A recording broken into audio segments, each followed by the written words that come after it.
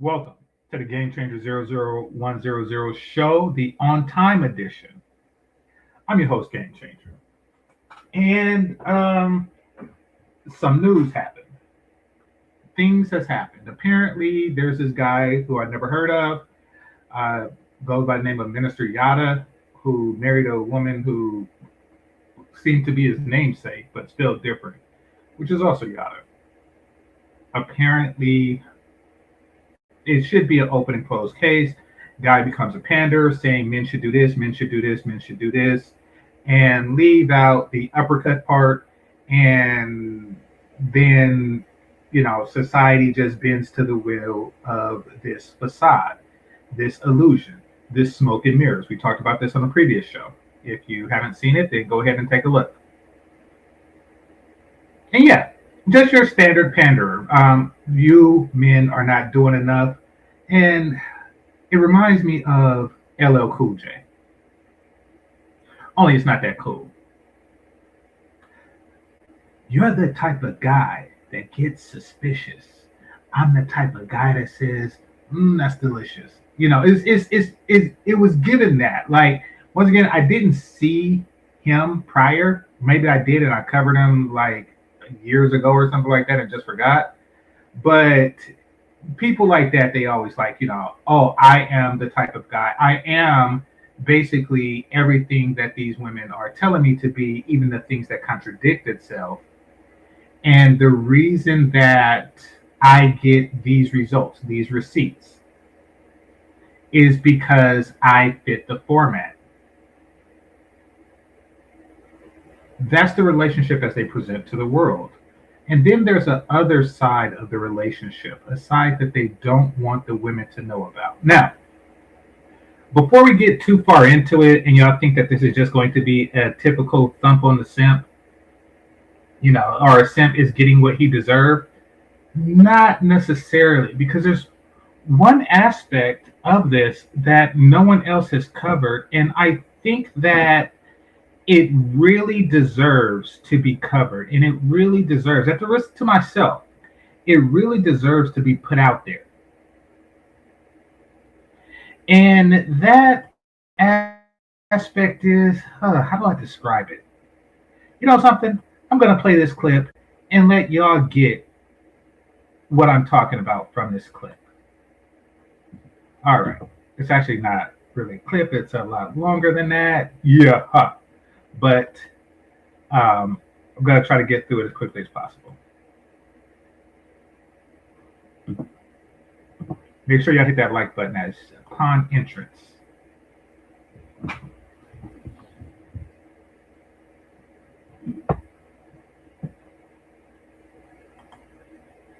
YouTube is acting funny. All right, here we go.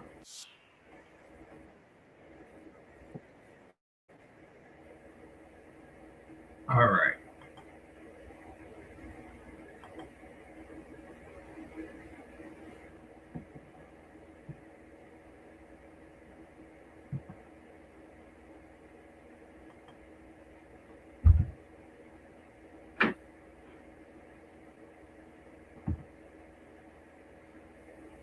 Okay.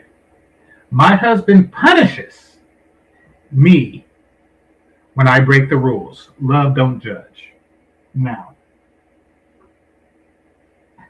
there exists, and I know this because I'm cut from that cloth. I do enjoy a nice spanking, not receiving but giving. I do. There exists a not insignificant amount of women who privately enjoy it as well. I can also tell you that in this husband-wife scenario, there really wouldn't be a reason for her to get spanked after 15 years. There just isn't. Any rules that he set, guidelines, et cetera, et cetera, et cetera, should be a function of habit. Just like there really shouldn't be much of a reason to spank a 15-year-old.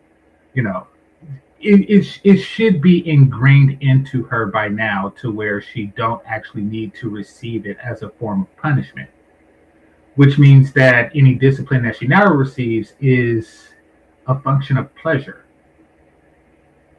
mutually beneficial pleasure. These relationships exist. Now we're going to play a bit of this and y'all see what I'm talking about. We're happier than we have ever been. But this couple's secret to a successful marriage is not what you might expect. We have been practicing domestic discipline for roughly 10 years. I think you said you only use your hand. That's not true. And their choice of lifestyle gets a lot of people riled up. People can say, oh, you're abusing your wife, I'm calling the cops. We get a lot of the woman is brainwashed.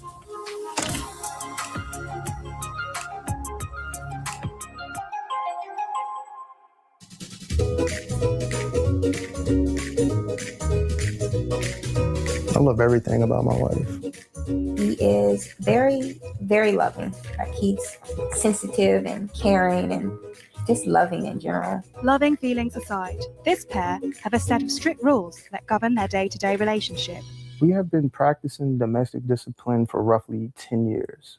A domestic discipline relationship is a dynamic between two consenting adults where you have a dominant and a submissive.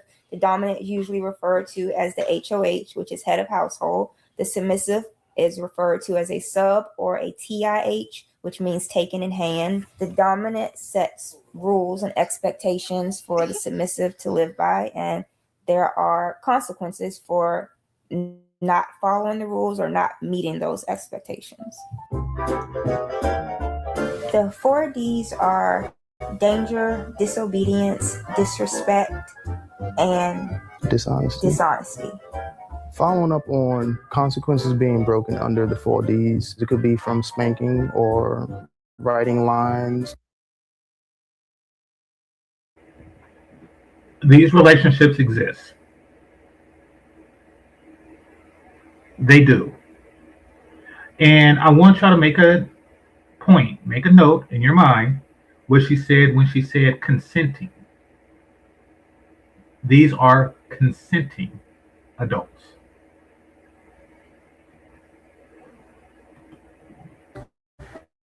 Corner time, or just a stern lecture. It depends on which rule you broke. They all suck. I bet. So I asked her to write a line stating that being submissive is important. It was being submissive is very important. It's a unique quality to have. I will be submissive at all times to my HOH. And I had to write 10 pages worth. 10 pages. I don't find writing lines as demeaning. It's, I guess, just like any other consequence. It's not fun.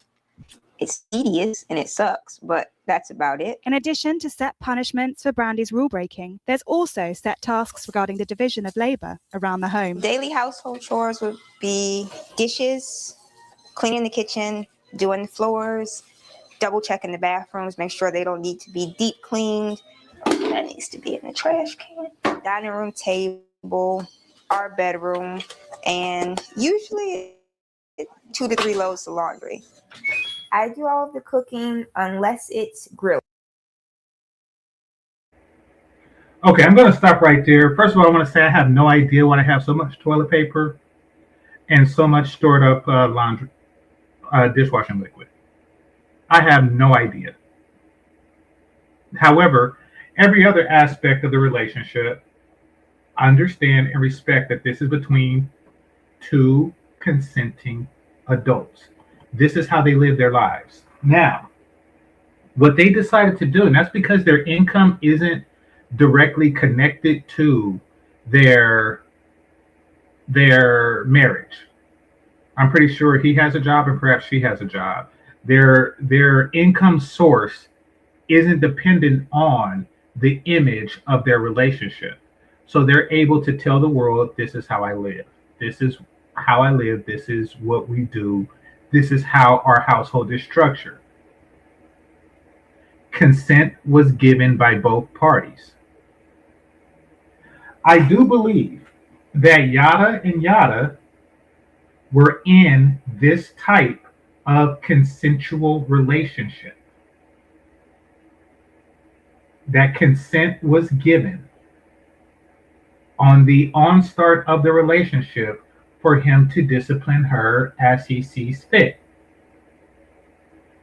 I know that this is foreign to many people. However, I understand and respect relationships like this.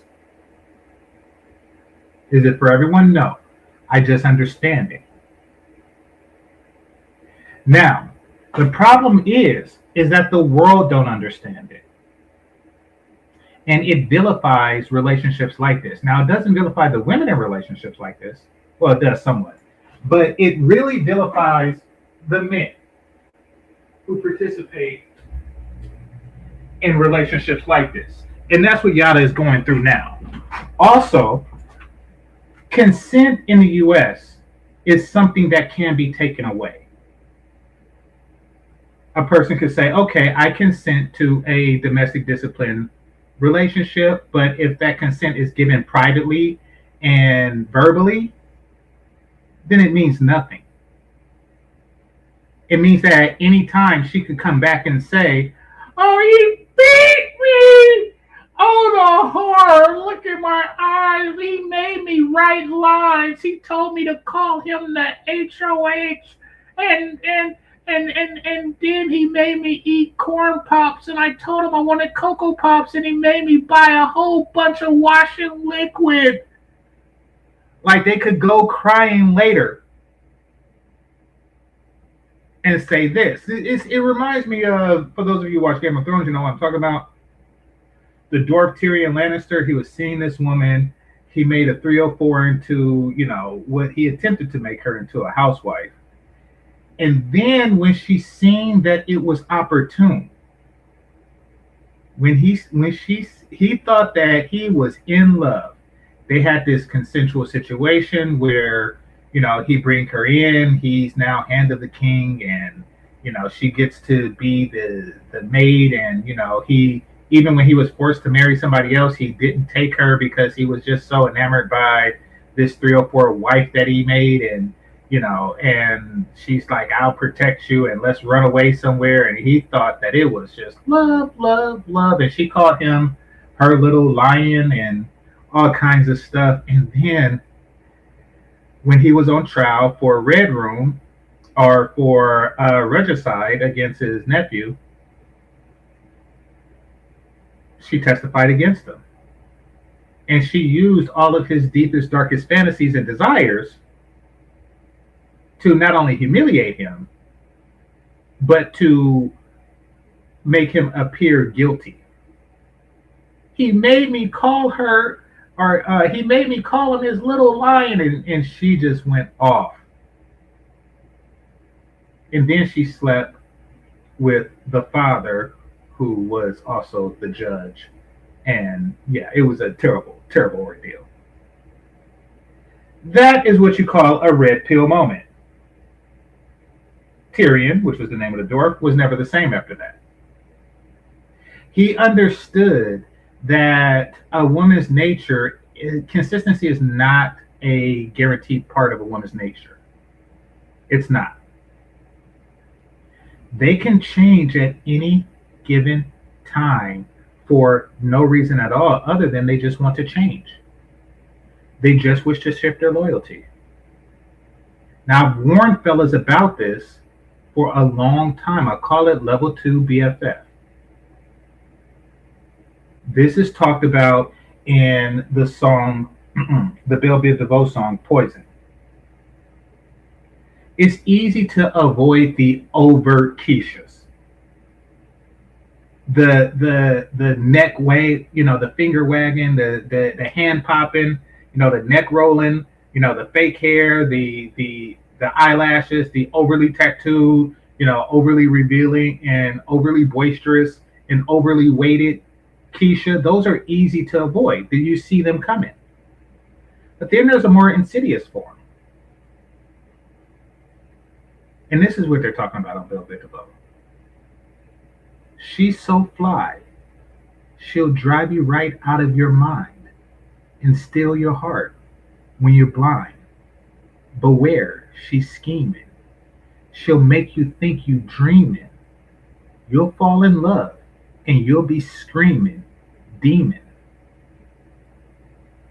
So here you have a guy who meets a girl who makes all of his fantasies come true, all of his head of household fantasies come true. And I believe that at some point he even believed some of the crap that he's spewing. He thought that he was getting all of this submission as a result of both him and her nature, not realizing that she's so fly. She drove him right out of his mind and stole his heart and income and house and all that. Oh, yeah, she's getting everything. He is an admitted abuser. She's getting it all.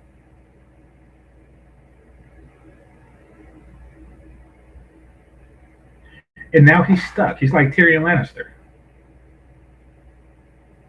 demanding a trial by combat. No, he can't fight. Like, that is the situation that he's in. By the way, Tyrion Lannister is also short. So yeah, it's incredible. Now, I would feel bad for the brother if he wasn't using his situation to wag his fingers, or his finger, excuse me, at so many others.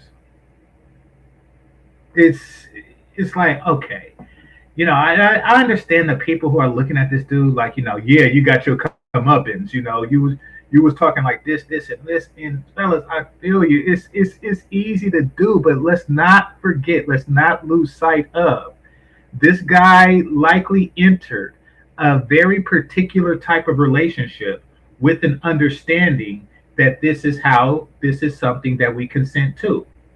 Not realizing that at any point she could say, "Oh, I ain't never consented to that." And here's the receipts. He did this, Trust me, I like to do things. I like to choke. I like to spank. And sometimes I like to slap. I do. I enter relationships with the understanding that at any time a person can say, "Oh no, I never agreed to that. He just started choking and slapping me." I understand that that is the world that we live in, and tread carefully. Poison, poison, poison. And there we have it. And now she's just doing her victim run. Now she's really just like on a woe is me spree. And nobody's going to side with him because the women are always going to support other women in situations like this. And the men, quite frankly, just don't like him because apparently he spent his career finger wagging black men for a very, very, very long time. Hit the like button, people.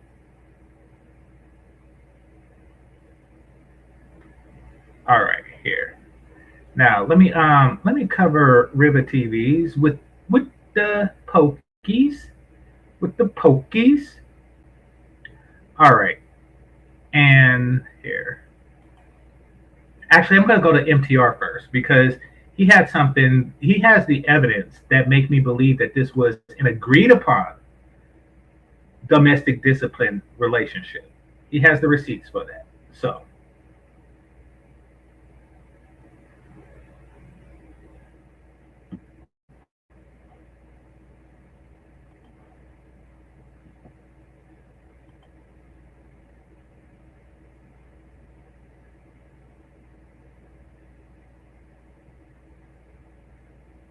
here we go.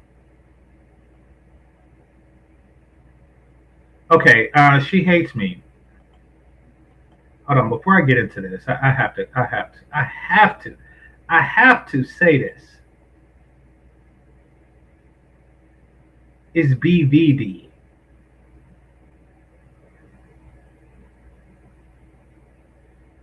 Yeah, it's BVD is something else.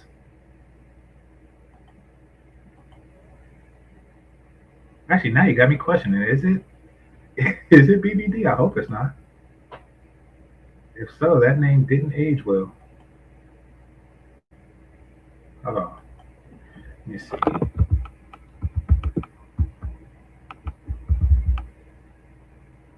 Oh crap! It is BBD. Holy crap! Oh crap! I thought it was Viv. Oh crap! Oh crap! My bad. I thought it was Viv. It's Viv. It's Viv. Oh yeah, that name didn't age well. Sorry, fellas. Name didn't age well.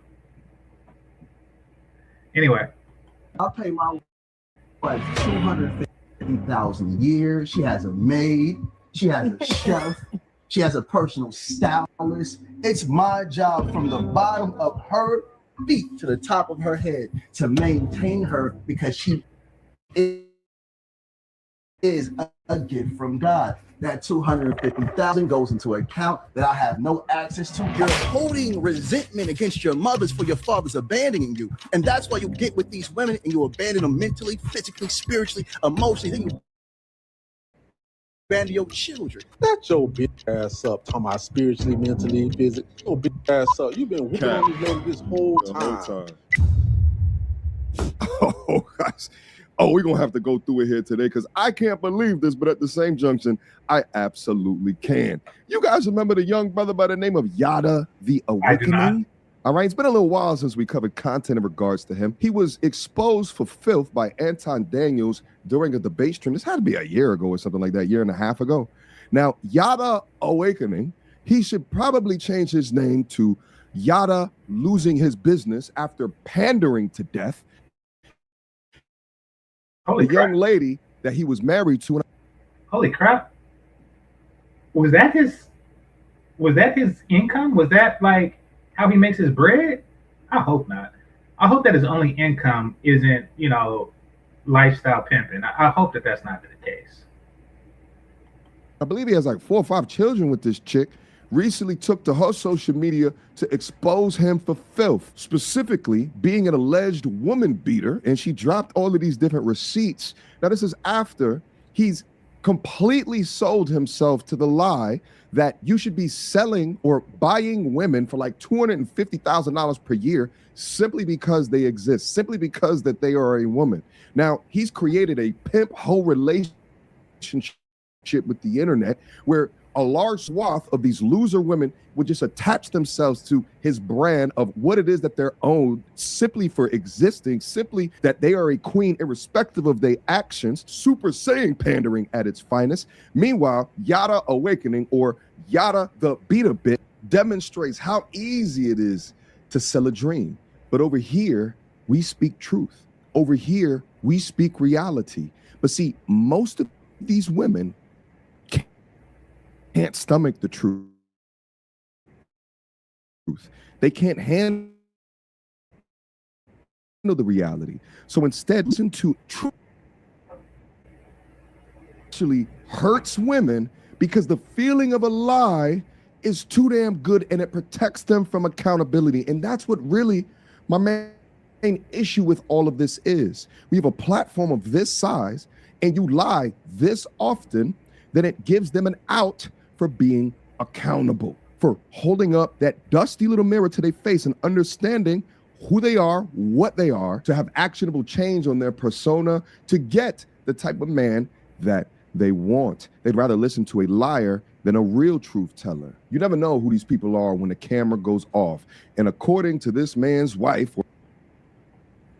Okay, all right. I might have to double the speed on MTR, but I do want to respond to something here. It says, and it's not that I actually like MTR's videos and stuff. It's just that I've already given my take and he's given his take as an intro. So, I'm pretty sure y'all tired of taking takes. So I'm going to get into the receipt portion. And then I'm going to cover Rivers because she has a great intro where she does like a collage that I find entertaining. So it says, the minister likes to beat them. Paying that amount, he has full autonomy to beat it. Okay. If she agrees to it, then she does, yes. Then he does, yes. And paying less or paying nothing, if that's what two people agree to, then I say honor that agreement. I believe that they do. And I was covering MTR, so I could tell you guys why I believe that. But what I'm going to do is I'm going to just fast forward a bit. Here, I'll go here, where he gives like a breakdown. Image to completely collapse. Let's get to the receipts. Now, the first stop here on the receipts train is going to be that of the wife. She goes by Divine Queen Yada and 405,000 subscribers. And you'll just see really quickly how it is that this is branded. And the branding is important, right? Because the branding is what the customer, the audience sees. But again, turn off them cameras and it was a lot different. Nevertheless, you'll see it's like femininity, you know, she's particularly covered up in comparison to most women you see on the internet. You'll see like fruits and vegetables and natural, herbal. You understand, okay? You also see like face tattoos, is what you see right here, like this queen energy. Okay. What we're talking about here is the epitome of pick me. You know, Cook, all of her videos or all of her, you know, photos and stuff like that are classy and represents motherhood, and cooking, which is wifehood. She's so fly, she'll drive you right out of your mind. You see, we as men in the West, we have to understand that Janet Jackson, Miss Jackson, if you're nasty, put on a hijab for 5 years. She put on a hijab for 5 years and divorced some, I don't think it was like an oil billionaire, like right after the prenup expired. That's like getting into an accident or having your car stolen the day that your insurance is about to expire. Like the insurance expires on the 19th, and my car was stolen on the 18th. Y'all see the coincidence? She wore a hijab for 5 years. Miss Jackson, if you're nasty. Penny from Good Times. I don't know her name on the show, but you know, the one that gave her V card to Willis on Different Strokes, she gave him some different strokes. That one. She wore a hijab for 5 years for that money. For that money. So you never truly know. And we live in a society that a woman can change up. No judge, no court system. There's no one to enforce to say, wait a minute. You said back then that every now and again he could uppercut, he could backhand you. You agreed to that when you said there isn't a, so they're like they could change up at any given time. And they do quite frequently. Somebody says she's already rich and still plotted. Yes. Yes. So men that preach like Yada was preaching, you know, really have no idea, no clue the level of deception women are capable of. They said it on House Party 1. Kid said to, what's her name? Sydney, Tisha Campbell's character. He said women are capable of deception on a level that men have no clue.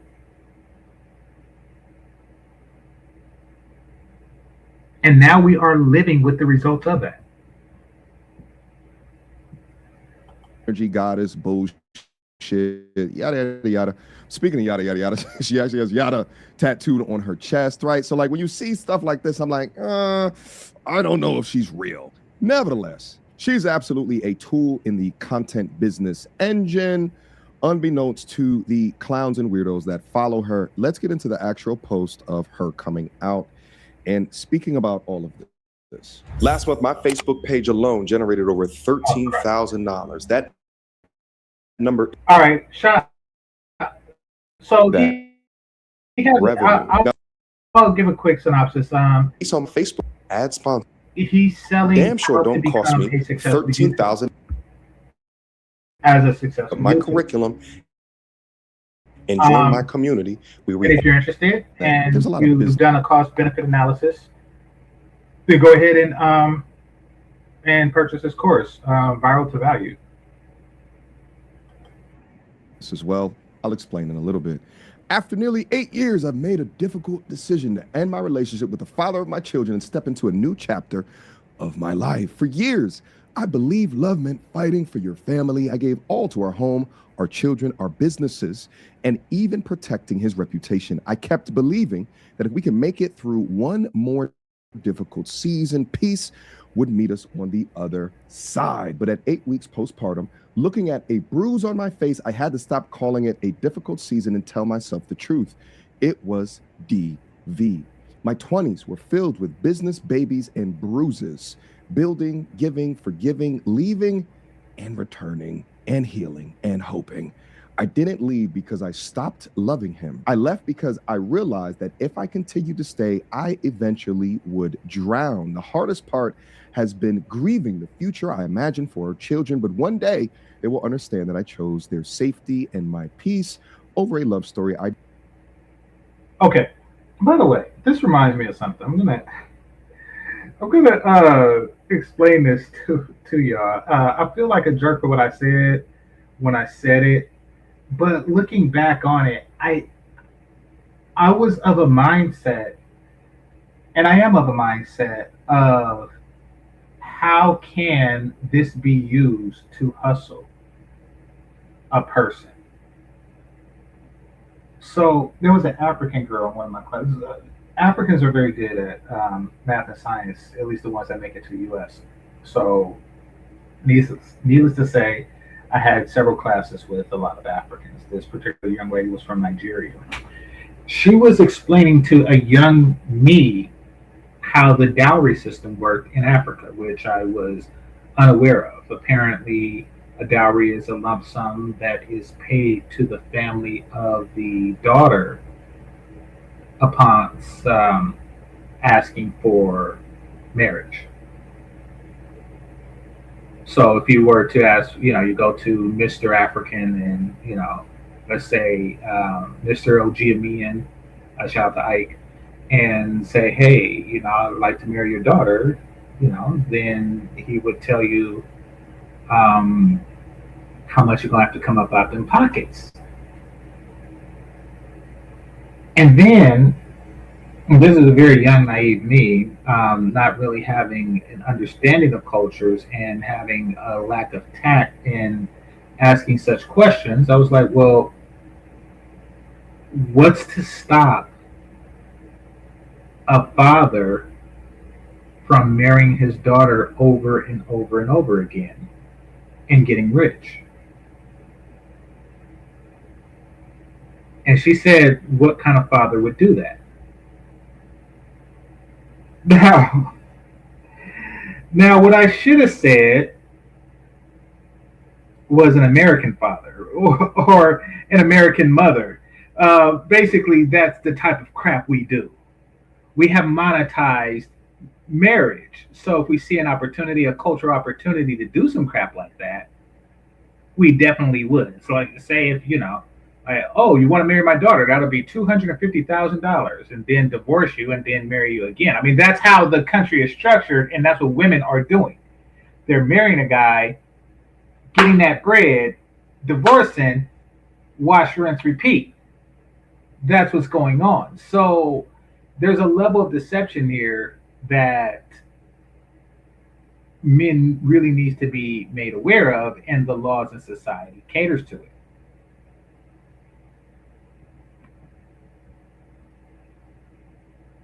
Desperately wanted to save. I've learned that people can change, people can heal, but you don't have to lose yourself waiting for them to do it. Loyalty should never require abandoning yourself. I don't share this for sympathy or to tear anyone down. What happened is a part of my story, but it will never become my identity. I am more than someone's wife. I am more than the things that I survived. I am a mother, a woman of faith, a visionary, and a woman learning what it means to choose herself. And through this journey, House of the Vine was born, okay? Introduce the new business. I'm turning my pain into purpose and my purpose into power for every woman who may one day need the courage, information, and resources I once searched for. During this difficult time, Just know I will be moving along. I ask everyone to respect how I tell my story. When I tell my story, there are parts of this journey that I'm still processing, healing from, and learning from how to put into words. For now, I'm taking it literally day by day and allowing myself the grace to simply take each day as it comes, trusting God with every step ahead of me. This isn't the end of my story. It's simply the beginning of a chapter I never expected to write. I choose safety. I choose peace. I choose my children. I choose purpose. And finally, I choose me. Now, you guys will also notice that the group. Okay, that was extremely, extremely well written. I do have to say that. That was extremely well written. Wow. Which means that Yada is reading this like, really? I mean, she just painted this dude as the ultimate victim. Or excuse me, painted herself as the ultimate victim and painting him as the ultimate villain. Like, I wonder how many relationships were like this. I look at like Tina Turner and Ike Turner, and I'm like, you know something? We don't know what was going on. We really don't know how they actually got down. Was what they were doing consensual? She's seen an opportunity to create a career separate from his. And when she's seen this opportunity, she's like, okay, now that my career has, exceeded his, I'm about to bail out and make more money telling this trauma story of something that okay, for example, how this really stuck with me. And this, your life has like events, has like key events in it that really shapes your perspective of the world. This one happened in my 20s. I was working as a telemarketer for this place. Telemarketing, I know they don't really have that job anymore, but it's terrible work. But I worked there, I needed money. So it's a huge center full of people who are also in their 20s.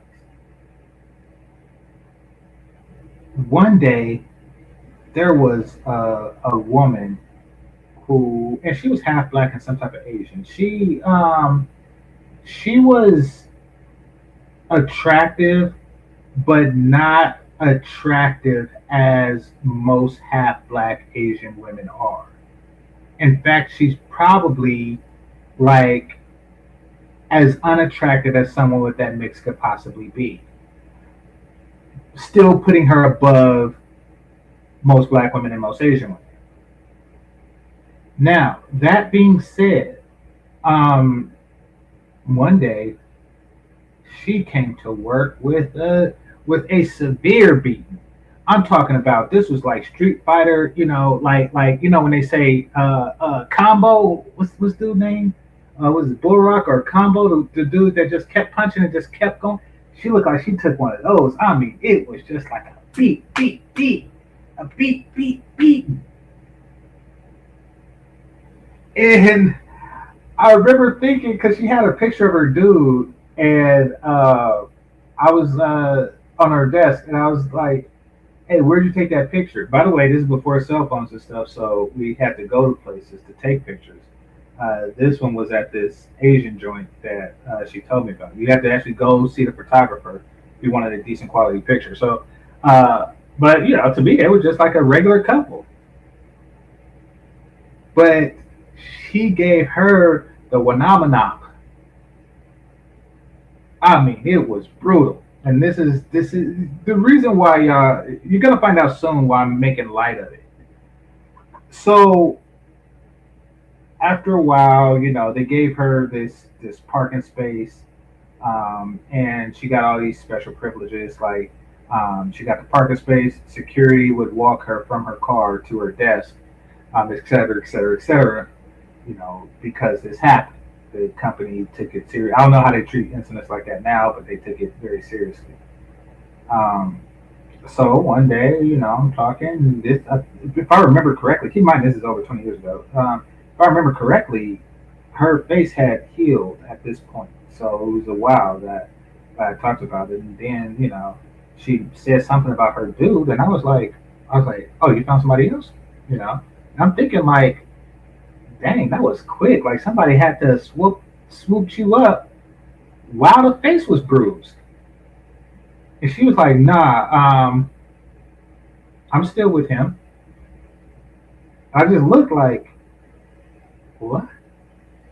She was like, yeah, I'm still with him. She was like, that's just how we get down. Sometimes I beat on him, sometimes he beat on me, and that's just how we got down. Keep in mind, I didn't really understand at that age that there are different types of relationships out there, and different things,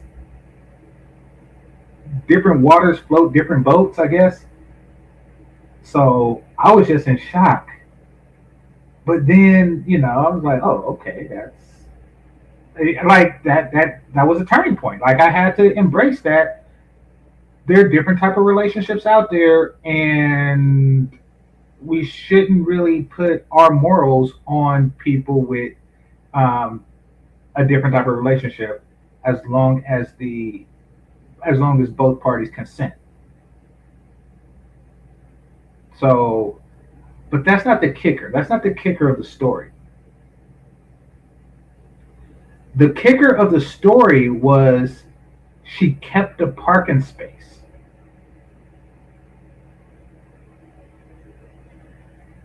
That was the moral of the story.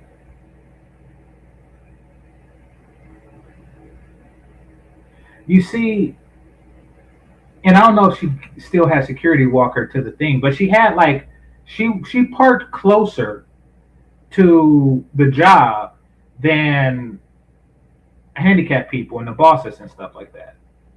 They gave her like her own special parking space that she kept based on the premise of their understanding of DV and relationships like that. She didn't mention that. Oh no, it's consensual. I'm still with the guy that you're protecting me from. I actually go home to the same bed as him every night, and every now and again I smack him up and he smacked me back. Like she left that part out. She just kept the parking space. So I don't go into situations like this just thinking like, okay, it's just a surface thing. Like, here's a guy that can't control his temper, and here's a woman who can't dodge a left. I don't look at it like that. Hit the like button. Of cynicism as I read this. Now, this is not me victim blaming whatsoever. I'm just trying to help you guys understand that there's a business purpose in all of this. I think that they're all scammers. She was complicit in it because the benefit of the money that she can receive from the situation, from being with an obviously disturbed man, outweighed her leaving him earlier than this. And I think that she knew, even before marrying him, how disturbed this panderer was. But they often will stay or remain complicit in the bullshit because they can't generate the revenue by themselves. Now she's springboarding into another business when the deal is no longer in her favor, when the deal is no longer sweet, when the bruises or the missing teeth become too much to bear. Now, as soon as this post went up, she also attached a GoFundMe, which is interesting because they're making $250,000 per year. And to my knowledge, she's always branded that as if it was her own separate bank account. But now she's opening up a GoFundMe on top of all of this. Well, she looked like Kiki Palmer. He even said in the beginning, and she's showing up with like a lot of thigh. They even said in the beginning that 250K is in her name, is in her bank account. I can't touch it. Now, once again, this relationship is smoke and mirrors. So I don't know how true that is. I do know that people with 250K a year should not have a need for 8K. That's a drop in the bucket. Because she describes what he is doing to her as financial abuse. Now, you will also see that all donations are coming from, all women, which is all their side of the internet. I am trying to leave a domestic violence situation. I made a decision to leave the environment, to relocate my... Okay. I want to point out how broke these women are making y'all look. Though I appreciate every Cash App and Super Chat, they making y'all look broke. We talking $22 a G, 100, 150. Just saying. Children, domestic violence is not only physical, it's financial and be just as devastating. Access to money, housing, transportation. You get the picture. I'm embarrassed, I'm ashamed, I'm hurt. But I know I'll make it through. She looked different here. And by different, I mean significantly less attractive. Significantly less attractive. Now, of course, she just had a child and all that good stuff. So, I'm not going to hold it against her. I'm just saying, like, that's a thing.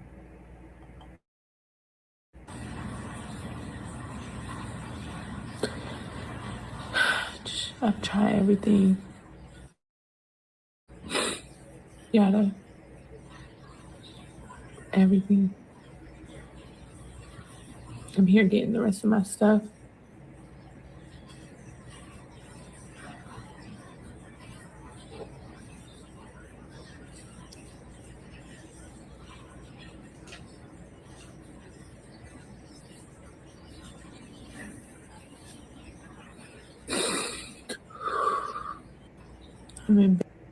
Just FYI. Okay, and this is the part that lead me to the conclusion that it was a consensual domestic discipline possible style relationship. But it is, from reading this, it does appear to be understood that that's how the relationship goes. Let MTR read it for us, because he got glasses. I have to find a way to get my mouth fixed fast. That night that you hit me broke off the rest of my tooth, and I've been having severe pain since. If it's infected, it will cause my breast milk to become infected. Now, right now, your spider senses should be tingling. It should be tingling. Your spider senses should just, be blaring. Okay. Think about the show The Wire and how they had the rules: never talk over the phone, never talk in the car, et cetera, et cetera, et cetera. And then if somebody was to come to you and say, yeah, so by the way, Avon Barksdale, the drugs that you sold me, had one of the themes, DOA. The drugs that you sold me? You see how that sounds? Listen to the first one. Just FYI, I have to find a way to get my mouth fixed fast. The night you hit me, she could have left it right there. I have to find a way but she's like, that night that you hit, this is a setup. That night that you hit me, broke off the rest of my tooth, and I've been having severe pain since. If it's infected, it will cause my breast milk to become infected. That should, she's looking for a confession, and because you're stupid, you gave it.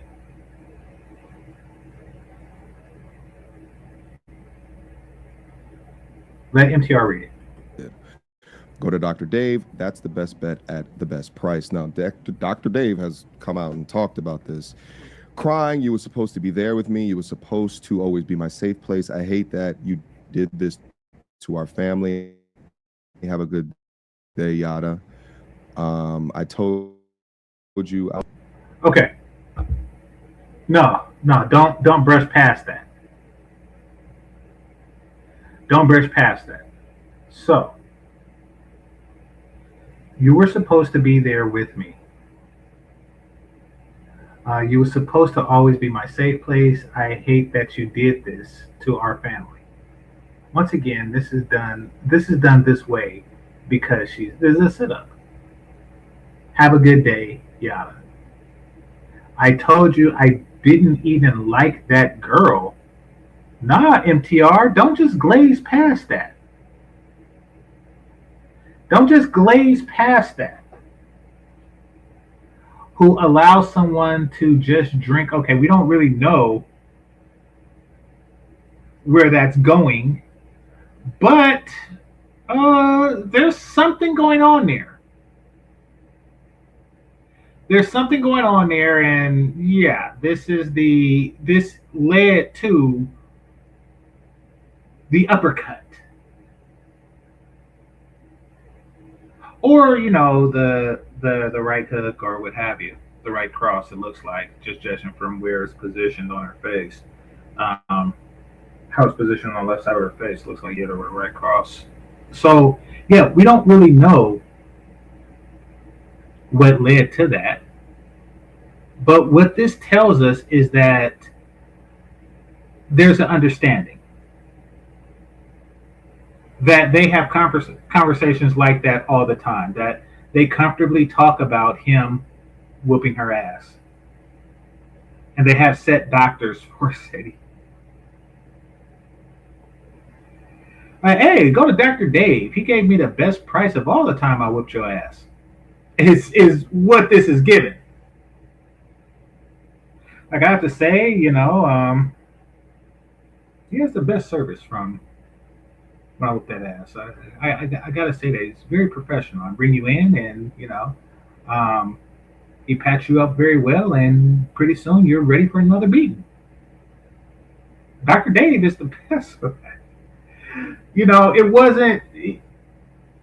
The way this conversation is going makes it appear as if it's a natural part of their relationship, which it probably is. In fact, from this, I'm almost certain that it is. And I'm also certain that it's an agreed upon part of their relationship. However, she understands that the world isn't going to see it that way. And she's transitioning from her current life to a new life. And maybe that's where the girl that they're talking about at the bottom is coming from. I told you I didn't even like that girl. So there is like a third party, et cetera, et cetera, et cetera. There's something going on there. Perhaps she's leaving to be with some girl, that he found out about, or what have you. But, this is the time for her to leave. She found a new interest. She's bailing out, and she's taking all the bread. She's taking all the bread. Be my safe place. I hate that you did this to our family. Have a good day, yada. I told you I didn't even like that girl. Who allows? Okay, I don't know. Let's keep going. But like, that's a bruise. If you were to never speak to Yada again, ever again, what would you tell me? Notice she's covering the Yada tattoo. But I try everything, and in my heart, I love you. You will always be my best friend. But I have to choose myself, and I have to protect our babies. And I would much rather them have both parents. Holy crap. You know what I just thought? What if the person holding the camera is the woman in question? Boom. What if the person holding the camera right now is holding the camera, facilitating this breakup process? Parents alive than to one be in a hospital with something terminal, or one of us not to be here. So I'm praying for you, though. That's what I would say. Now, up to the point of me thinking that she is complicit in lying about a component of who he was in order to entertain more money into her bank account as well. It never ceases to amaze me how women like this will often choose the worst type of man to be with. How do y'all always promote that you're the most intelligent and the most smart? Meanwhile, you allow alleged woman beaters to lie to you and control you. This situation actually reminds me, I guess to a lesser extent, because there wasn't allegations of For the money? For the money? domestic violence. You guys remember the Christy Scott situation?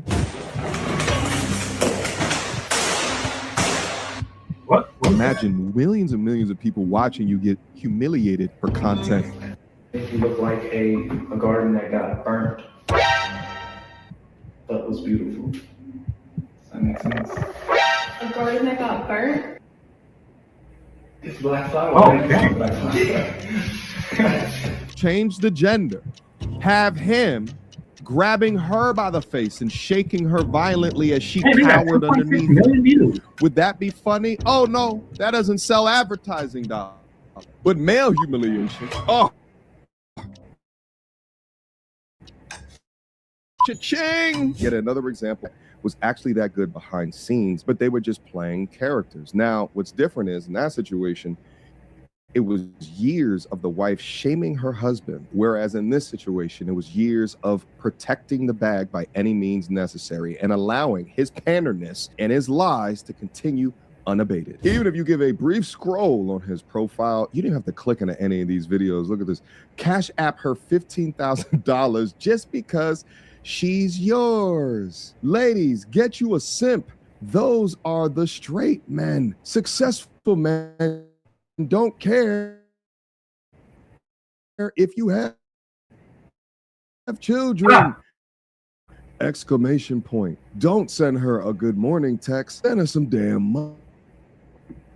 Only that you invite the devil into your bed. Ladies, you have to Okay, I'm gonna watch this, then I'm gonna go to River. But yeah, he was simping hard. He's steady simping. I mean, really, he just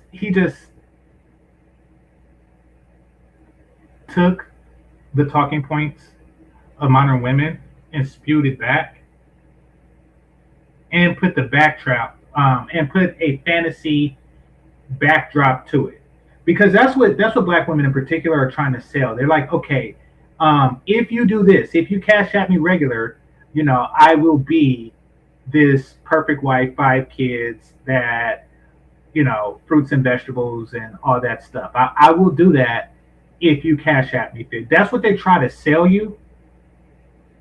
And he's supposed to be the receipt of that. Like, okay, you see, if you do these things, then there is a reward. But yeah. Damn, I'm good. Ladies. You have to fall so deep in love with yourself that nothing else matters. You're wasting your time on a man that can't even pull $500 out of his bank account. Well, as he shows his house in the background, this is insane. A lot of brothers, they hate my message because a lot of you men aren't men. You're boys trapped in men's bodies, and you're holding resentment against your mothers for your fathers abandoning you. And that's why you get with these women and you abandon them mentally. Okay, so yeah, it's the same talking points that we hear these females say all the time. What do you say here? Let's see. People giving and receiving domestic violence is not the same as intentionally establishing a relationship with dude. Yeah, I know. That's my point. That's why I showed the video. I don't know when you got here, but I showed the video earlier of a consensual domestic discipline relationship that 2 Black people agreed to have. It's under Love Don't Judge. It says, my husband punishes me, ...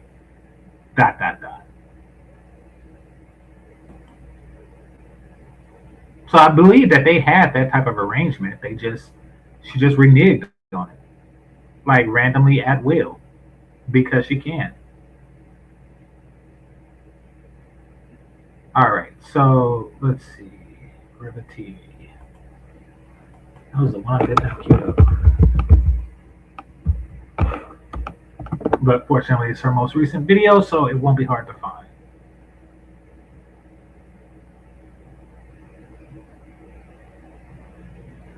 Oh, she had this clip too where he was talking crap about Kevin Samuels.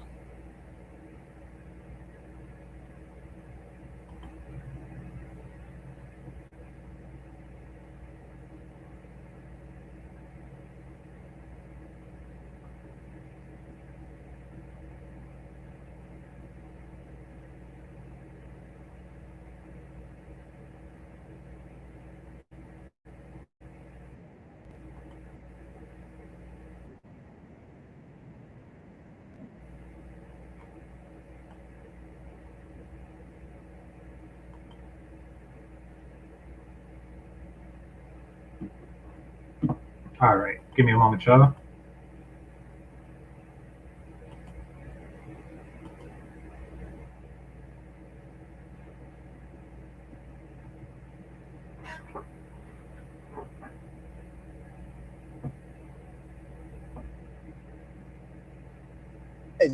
It's time to bury the ghost of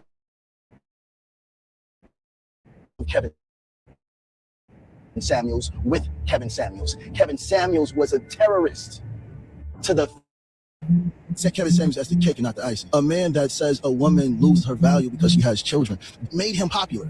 It wasn't talking about men, it was talking about women. That made him popular. So how can a man open his mouth without living the life he's talking about? Yes, I'm ashamed. I'm hurt. Woman does not walk away from a place where she feels happy and she's stable on each and every level. But I have to choose myself. And I have to protect our babies.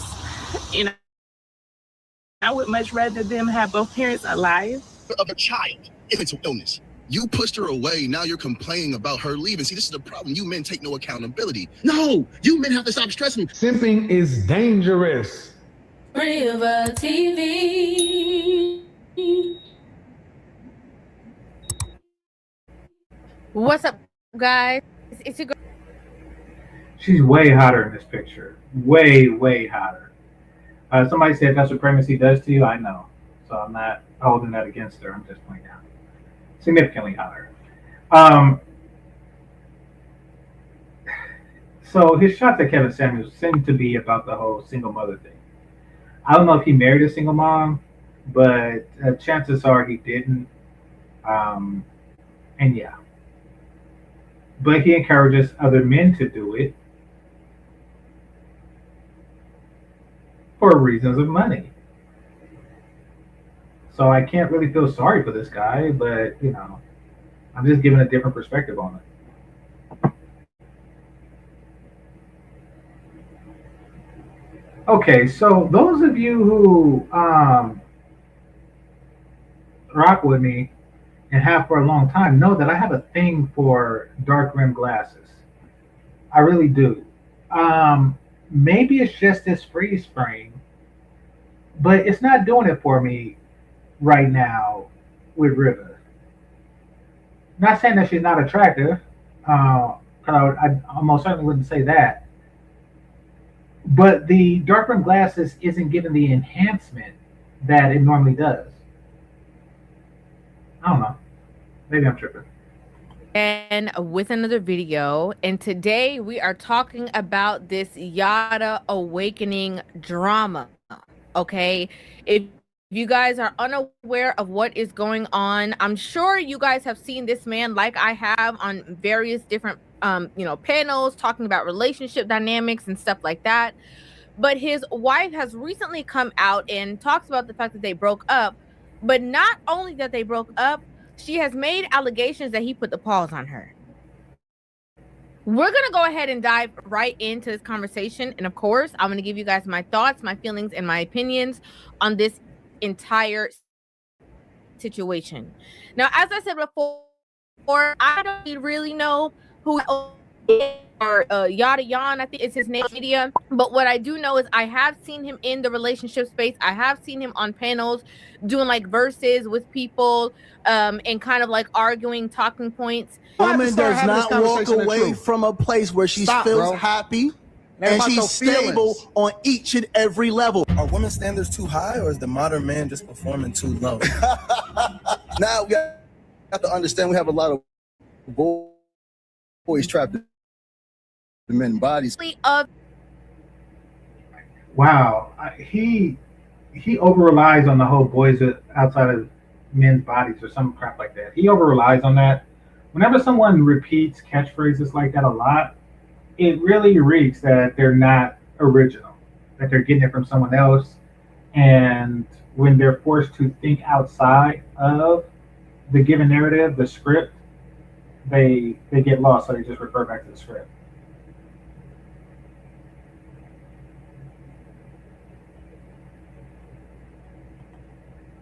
him doing the Derek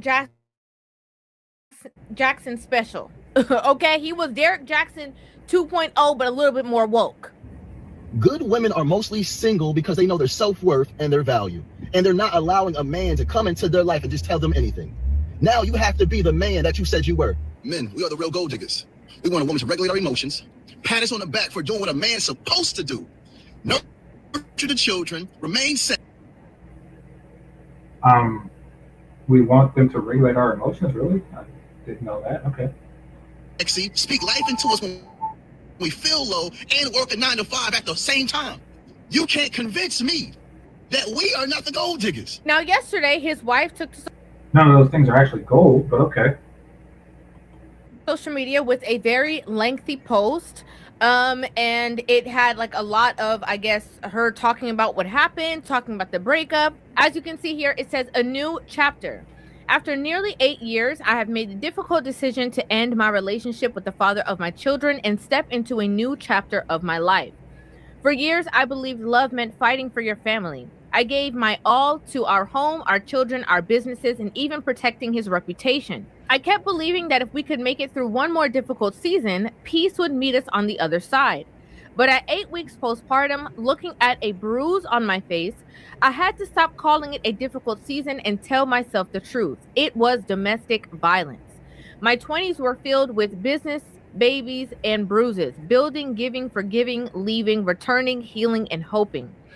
I didn't leave because I stopped loving him. I left because I realized that if I continued to stay, eventually I would drown.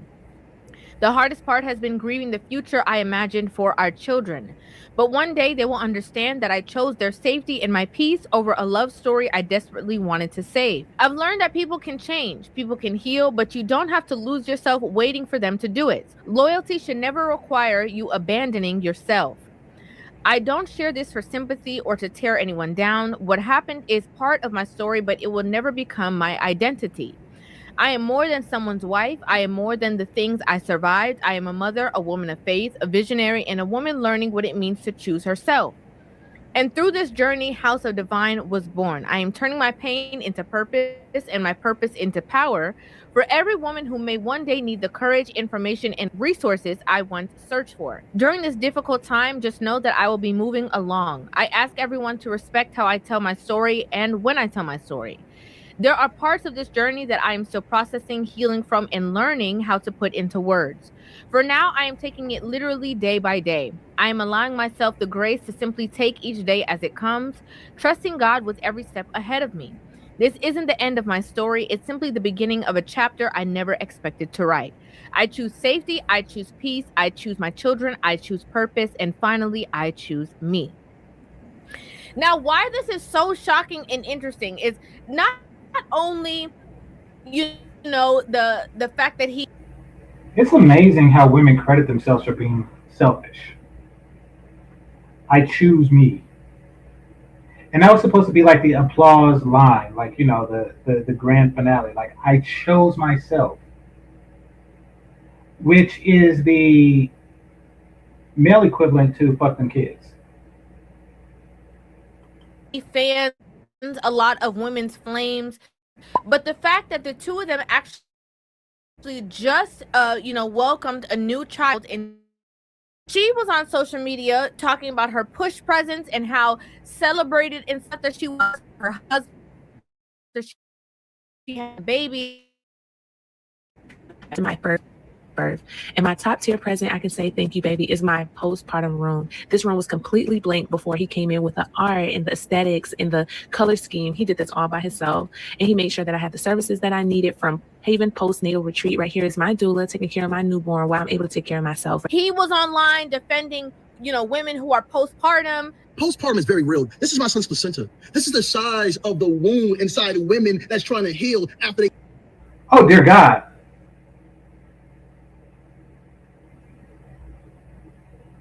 This dude is insane. Is that real? I'm hoping that's like plastic or something. Did this... What?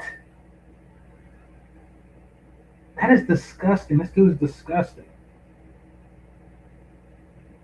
give birth. We're not going to talk about the hormonal withdrawal. We're not going to talk about the neurochemical shifts. We're not going to talk about the sleep deprivation. We're not going to talk about the hypothalamic pituitary adrenal axis.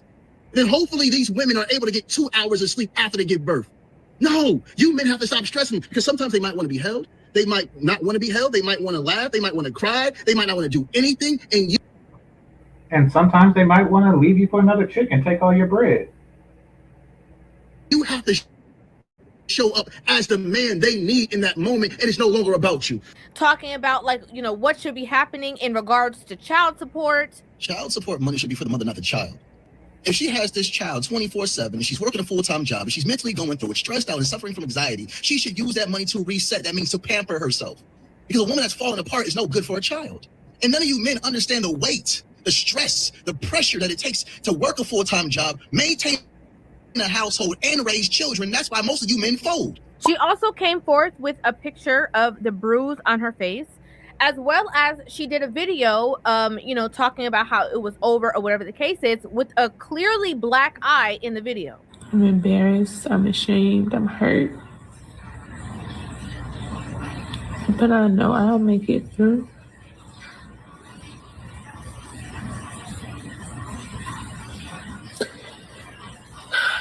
I've tried everything. Yada. Everything. I'm here getting the rest of my stuff.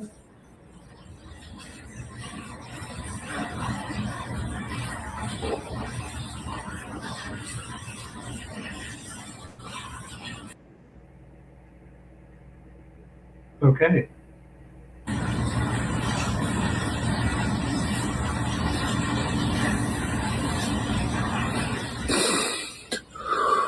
Now, based on these allegations, it's absolutely absurd to a lot of people on social media, right? Especially women, okay? Because just like with Derek Jackson, when women get hit with the okie doke, they get, you know, they're bamboozled. They can't believe that a man who was saying all these things and defending women, you know, was actually doing. Okay, let's see. This generation of men is soft and sassy, crying about providing 100%. Wow, he really got these canned talking points. I'm going to go over the 50 versus 100% thing soon.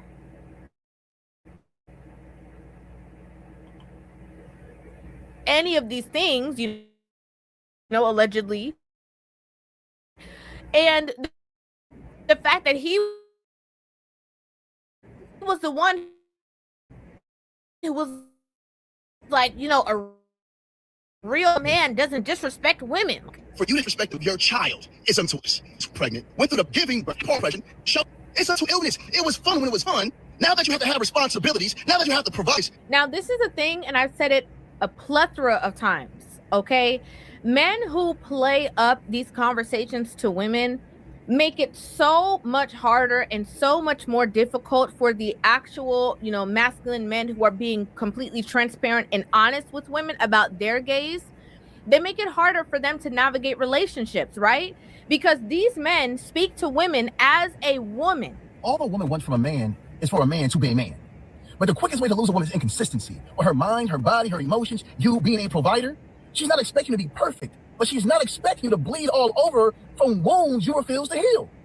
So if you want to lose a good woman because of your trauma, you want to lose a good woman because you're inconsistent, you're the fool. Because the same woman that you're willing to let go of is the same woman another man's praying for. Okay, they go into how a female's mind works and how she deciphers things and how she filters things through her own lens. And then they, as the man, filter it the same exact way to, you know, whether it's pander, comfort, cater, whatever it is. And so that is now going to create a space where these women who are listening and feeding into these messages are looking at their men at home like, why are you the problem? Why are you doing this? Why are you doing that? You know what? I do need. Yeah, I mean, that's selling fantasy. Like, that's what he's doing. He's selling a fantasy, and now the facade is broken. to, triple or double down on my baby daddy because the child support is for me. It's not for the child. Child support money should be for the mother, not the child. You know what? I don't need to work on myself because it can't be me that has any issues or problems. It's got to be the men, because here we have other men who are saying the same exact things. All a woman wants from a man is for a man to be a man. It's foolishness. This is the same exact thing that I've said for years on this platform. It's the same thing as like a woman seeing a guy who gets a woman flowers and saying like, oh my gosh, he's such a nice guy. Why is that? Flowers don't mean nothing. You can have two men, okay? One is over here buying you flowers. He's, spending a whole bunch of money on you. He's doing all these things. That does not make him a good man. You have the other man who's standing right here who's not doing those things, but who is better in character, who's better in leadership, who's more honest, who's more transparent with you. But a lot of times women, filter men through this superficial lens of what would look good to social media. That's why a lot of people who see this breakup going on are very shocked about the situation, because they're like, I cannot believe that this was actually what has been going on behind closed doors while, he's parading around telling men how to be men. You pushed her away. Now you're complaining about her leaving. See, this is the problem. You men take no accountability. How many times has she tried to tell you what was on her mind, but you dismissed her like she wasn't important? Now you want to change. Oh, baby, I changed. No, you're a manipulator. Now, people have now noticed that she has been dropping nuggets, kind of all along. She did a video where she was talking about how dangerous it is to be with an egotistical man. A man that is led by his ego is an unsafe man. I'm not saying he's evil. I'm not saying he won't ever take accountability. I'm not even saying he won't break down in tears sometimes and admit that he needs to do better. But okay, this is a red flag, but not the type that River was talking about. This is a red flag that she's into the sisterhood. That she's pretending to be a trad wife, but she's really about that sisterhood life, which we would later find out. And now it's biting him in the ass and the pocket. if protecting his pride is more important than pursuing the truth, you will end up in the same cycle. When a man's ego is stronger than his character or his relationship with God, his decisions become about protecting his image than the people that he claims to love. All right, y'all. So today we're going to talk about part 2 of being very cautious when you're dealing with a man that is led by his ego, okay? One of the things that we have to address is the fact that a lot of men that are led by their egos are qualified narcissists, okay? And a lot of times when they realize that you are no longer up under their control, what they will try to do is control the narrative around you, okay? They will try to control the narrative of how other people perceive you. Now, it's interesting, right, that she released these videos. Wow. Isn't that what you're doing to him, like, right now? Just wow. Yeah, the signs were there for you, fam, but you was really full of yourself. Videos, and then when she came out and she made her statement about the two of them not being together, you know, he posted a video of himself walking. It looked like maybe Africa or so, and like kind of like with like this smug kind of like look on his face.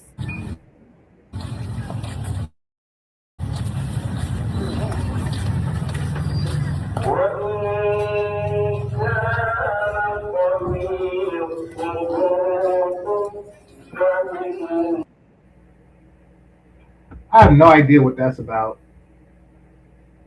I have to ask myself, do they still dress like that?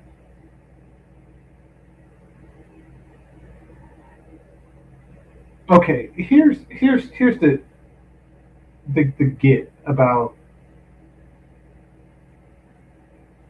why do Africans dress in a way that when you picture an African, this is their outfit? Okay, here's what I mean. Bruce Lee. Bruce Lee dressed like a Chinaman of that time dressed. And he even wore that straw pointy hat that they wore at that place and time. But I'm pretty sure if I went to China right now, I wouldn't see anybody dressed like that still.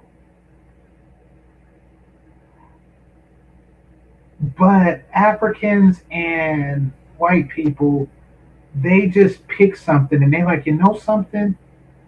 This is going to be me forever. In 100 years, this is what I'm going to have on. And when I say white dudes, I'm talking about like cowboy hats. Like somewhere in like 1777, a cowboy put a hat on and said, "You know something? This will never go out of style. I am going to rock this for 249 years. I am going to rock this." Like that was the day that they took off the triangle hat and they put on a cowboy hat and they said, "Yep, this is it. This is the ultimate hat." And that like dashiki style pajama wear that they have there, they just said, "You know something? This is the ultimate outfit for Africa forever."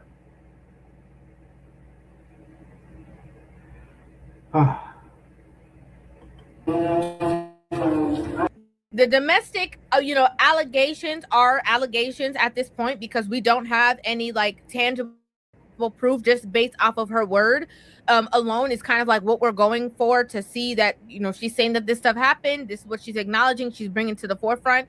But this is not like, they haven't gone to trial. There hasn't been anything. He hasn't been convicted of this in regards to a relationship with her.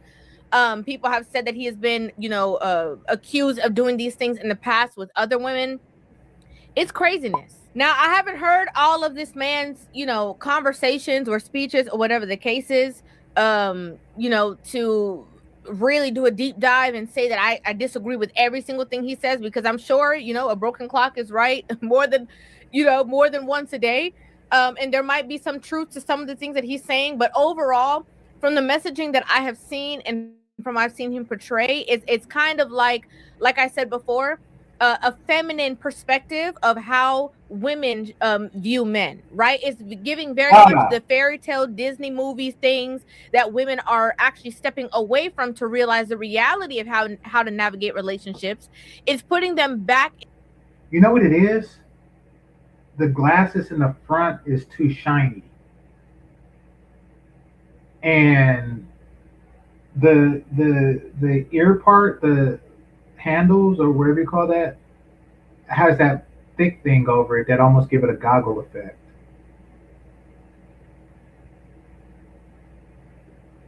I wouldn't be me if I didn't say stuff, River.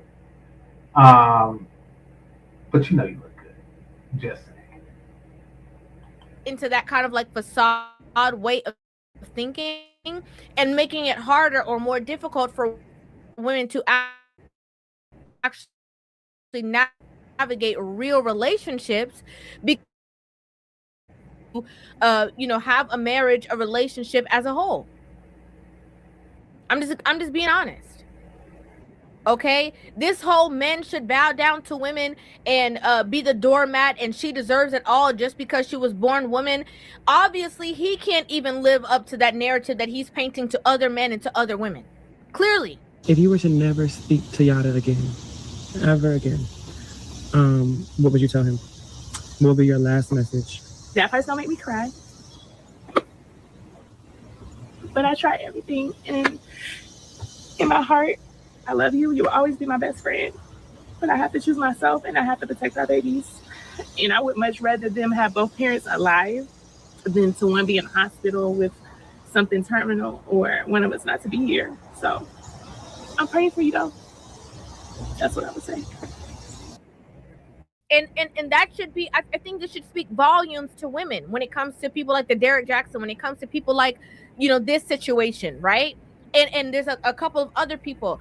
Whenever you see that these women are the ones who are coming out, the women who are alongside them, who are coming out and telling you that that's not the reality, I think that should make you take a step back and see, okay, if the majority of men are saying this thing and the small portion of men are saying this thing, maybe that this small portion is not actually how men think and operate in the real world. Maybe this should be taken with a grain of salt. Men, we are the real gold diggers. Simping is dangerous. they don't care what men, how men actually think, because what they're trying to do is they're trying to control. They're trying to change the way men think to meet their benefit, and they'll support that message no matter what.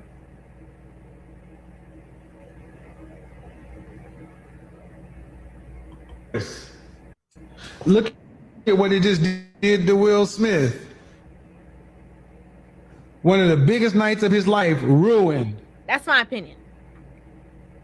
I'm not gonna lie.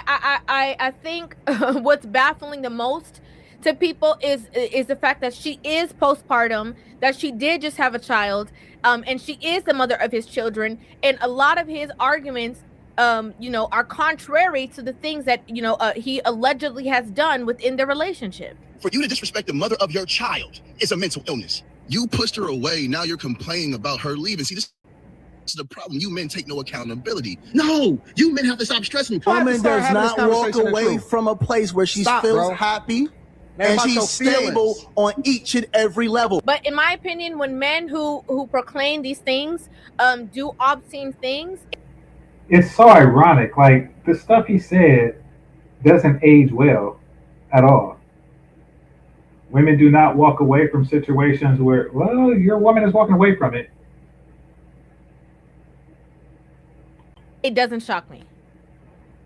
All right, somebody says something's up with my audio.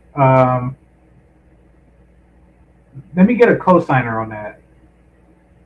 Is he a one-off, or is that a thing?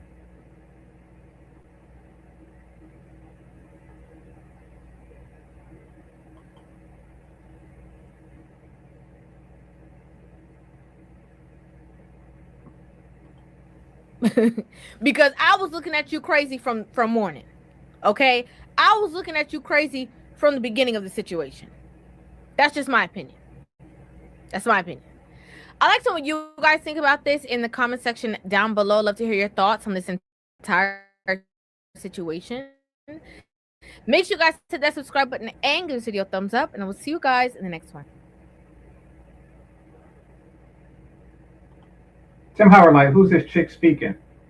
That's Rivet TV, and her number is 777-9311. If you know, you know.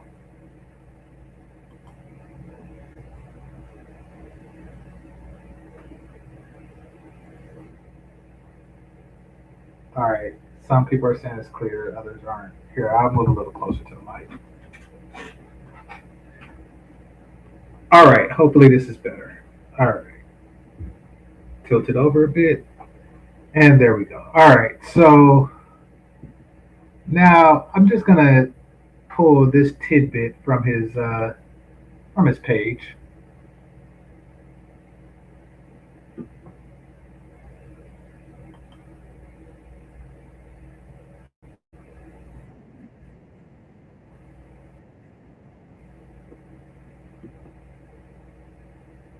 Okay.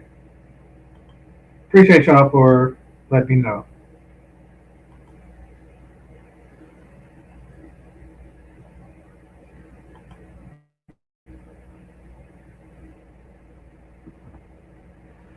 Somebody says she sounds like a pick-me. She just might be one. However, homie thought that his wife was a pick-me. She's so fly, she'll drive you right out of your mind. Steal your heart when you're blind. Beware, she's scheming. She'll make you think you're dreaming. That could be the case. Yeah. And I'm not saying River is, or I have reason to believe that she is. I'm just saying, like, it could happen. What do they say before every boxing match ever? Protect yourself at all times. That's all I'm saying, brothers.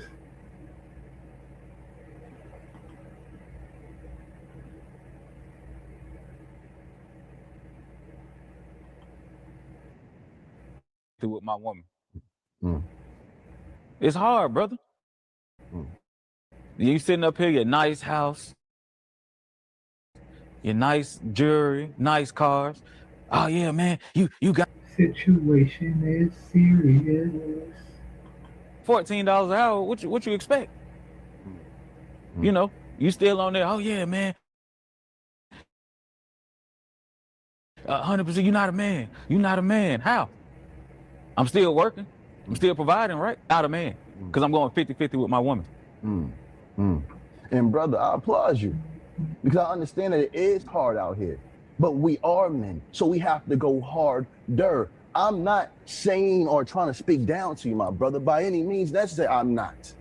But I want you Passive aggressive. Everything before the word "but" is bullshit. to be reminded of something that our fathers didn't teach us, that we must go hard and that we shouldn't get into a relationship with a woman until we have direction. But who are you to say that? A person that cares, a person that loves you, a person that's been in your shoes and understands how it feels when we can't give our family what they truly deserve. We have to go hard. Now, give me one moment. I've been in your shoes. And when I was in your shoes, I stayed in my lane. I lived where I lived. My woman didn't work. She nurtured to the children till I got this. And I'm trying to get. Okay, so apparently he didn't make much money when he met her. That part is interesting. I mean, if we're going by what he says, they didn't really make much money when he met her, but she was still a housewife. Now, that's good because immigrants do that. Give you the cheat code. Do what you need to do so you can feed your woman, and while she's nurturing the children, she can also nurture your dreams and your goals. Now you can be successful. Now you don't have to say, I'm working for $15. Now you can say, I got employees that I'm paying that's working for me for $15. Okay, this goes into that whole Damon Dash, I'm a boss type thing. It's like, okay, that's well and good. However, most people are not born bosses. So they work to 15 until they put themselves in that position. That's fine. And some women are going to stay and work with the man until he reaches that position. That's also fine. It doesn't mean that he's less of a man or anything. It just means that he's not at his peak earning yet. I'm trying to elevate you. But men get so caught up in their emotions and their pride, and the first thing you want to do is feel attacked. Get the win. This is coming from a rich man. Right now. But this is coming from a rich man. How did I get here? Yeah. But how did I give you? And I'm giving you the steps. This is if you put down your ego, if you put down your pride, brother. Am I saying anything wrong? Okay, he would be an extraordinary hypocrite if he makes his money doing just that. Like doing this whole lifestyle coaching thing that he's doing, or whatever you want to call it, this simp pandering thing. Because really, it means that he's making money because of his wife. That it's a shared thing. She's working too. She's on camera too. She's presenting herself just as you are. So really, you're more akin to a 50-50 relationship, if that's the dynamic we're going to. Because, as proven, you wouldn't be making the money without her. I'm saying men should be men. But you saying we not men. You saying we not men. Brother. Any man that makes an excuse can't be a man completely. You can be a male. A man comes with responsibilities, and it's hard. To be a man, it's hard, brother. It's not easy. That's why the respect you want from your woman that you don't get, I get from mine. My woman respect me. Hold on. My woman respect me. You think she respects my you. My woman respect me. I'd have to leave. I would have to leave. Because I'm not going to steal on a dude in his own house. So I would just leave. This dude is pointing at him like too comfortably, which is highly disrespectful. And now he's saying you think that your woman respects you. This is not aging well for him, by the way. This is not aging well. You think your woman respects you. What was that again? What was that again? Here, let's listen again. One more again.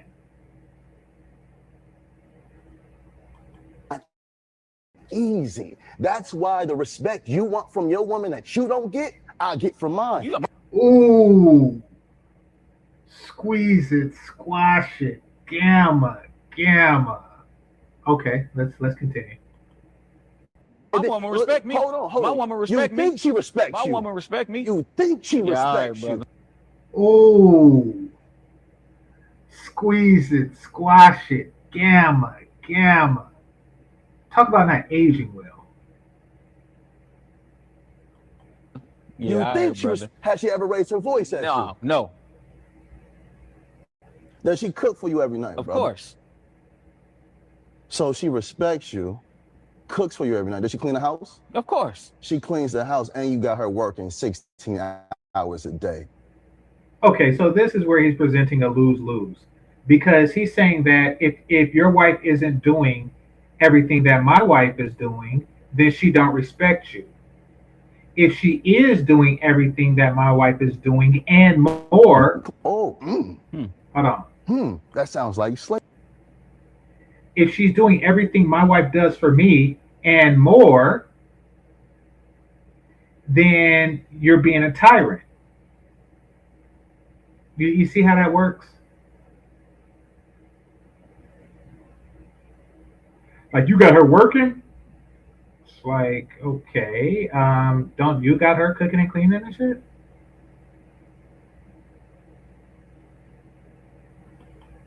No, it's not. Brother, you got her cooking every night. I don't have her doing anything. She does it because she wants to. We in the trenches together. The trenches together? That's what we in. Brother, do you know anything about emotional abuse?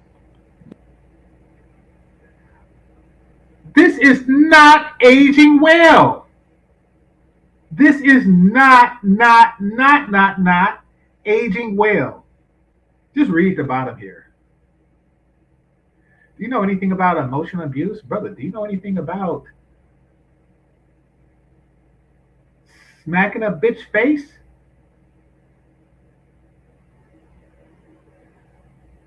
Oh. You know, I'm gonna be honest, and I talked to Bernard about this years back, and thank goodness for him it didn't happen. I always thought that something like this would happen to Donovan Sharp.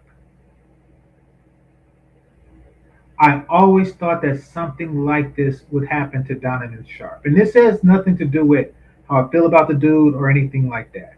This just has something to do with his lifestyle and the way that it's structured. Like, everything that he has, and I don't know how much he has, but everything that Donovan Sharp has, his name, his brand, his image, his reputation, stems from the appearance of him having his woman in check. Without that, everything crumbles. Without that, nobody's going to buy his pheromone soap and all that stuff. Without that image, without that illusion, it all goes to shit. So I was telling Bernard, I was like, dang, if the shoe ever dropped on that situation, she really has all the cards, and she could destroy it at any time.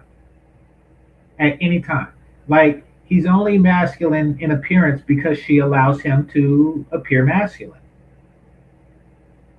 At the time, Donovan Sharp was doing these skits like, you know, this is how you keep your woman in check. When you're walking down the street, she's not to look another man in the eyes. And he was doing all that. So I was like, wow, she could just pull the cord on this at any time. Now, kudos to them that she didn't. But instead, it happened to this dude. Like, all this rah-rah he's talking is contingent on his perfect appearing relationship. And if ever the cord is pulled on that, which she just did, then you just look like you look now. I have to point out that Diamond Sharp wife is white. And ... Explain it. Emotional abuse is when you pour all your hurt and pain onto a woman, and just because you can't see her scars? Well, we can't see her scars now, can we? We can't see your woman's scars, just saying. You think it's okay.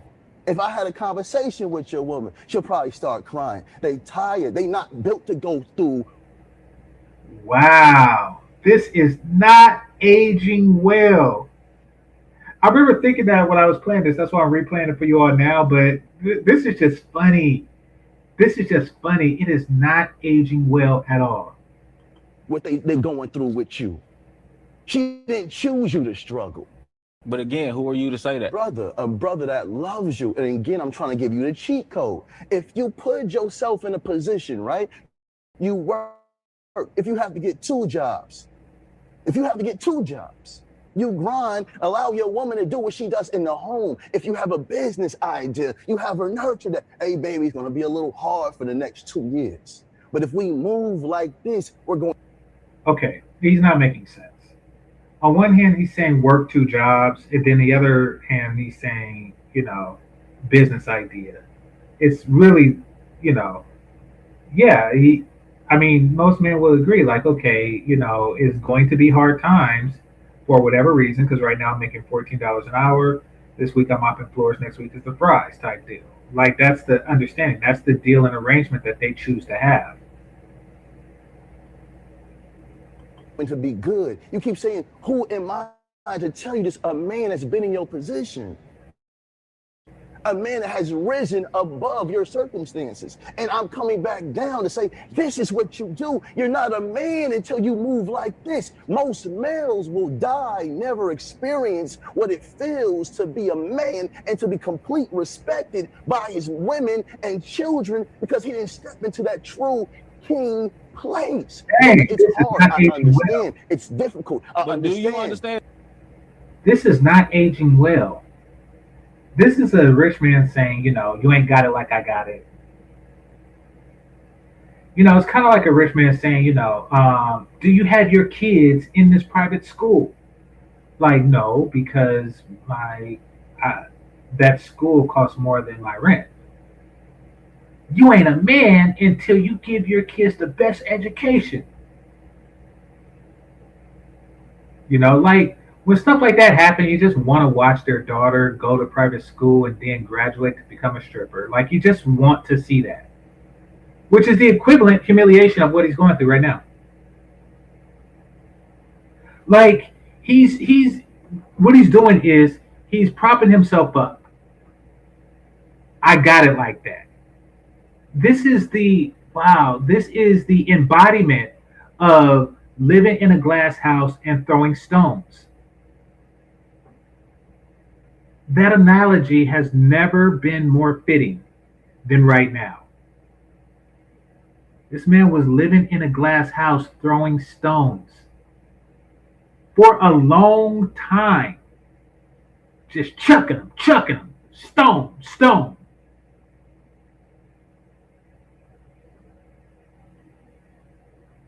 And now the house has fallen. Do you understand?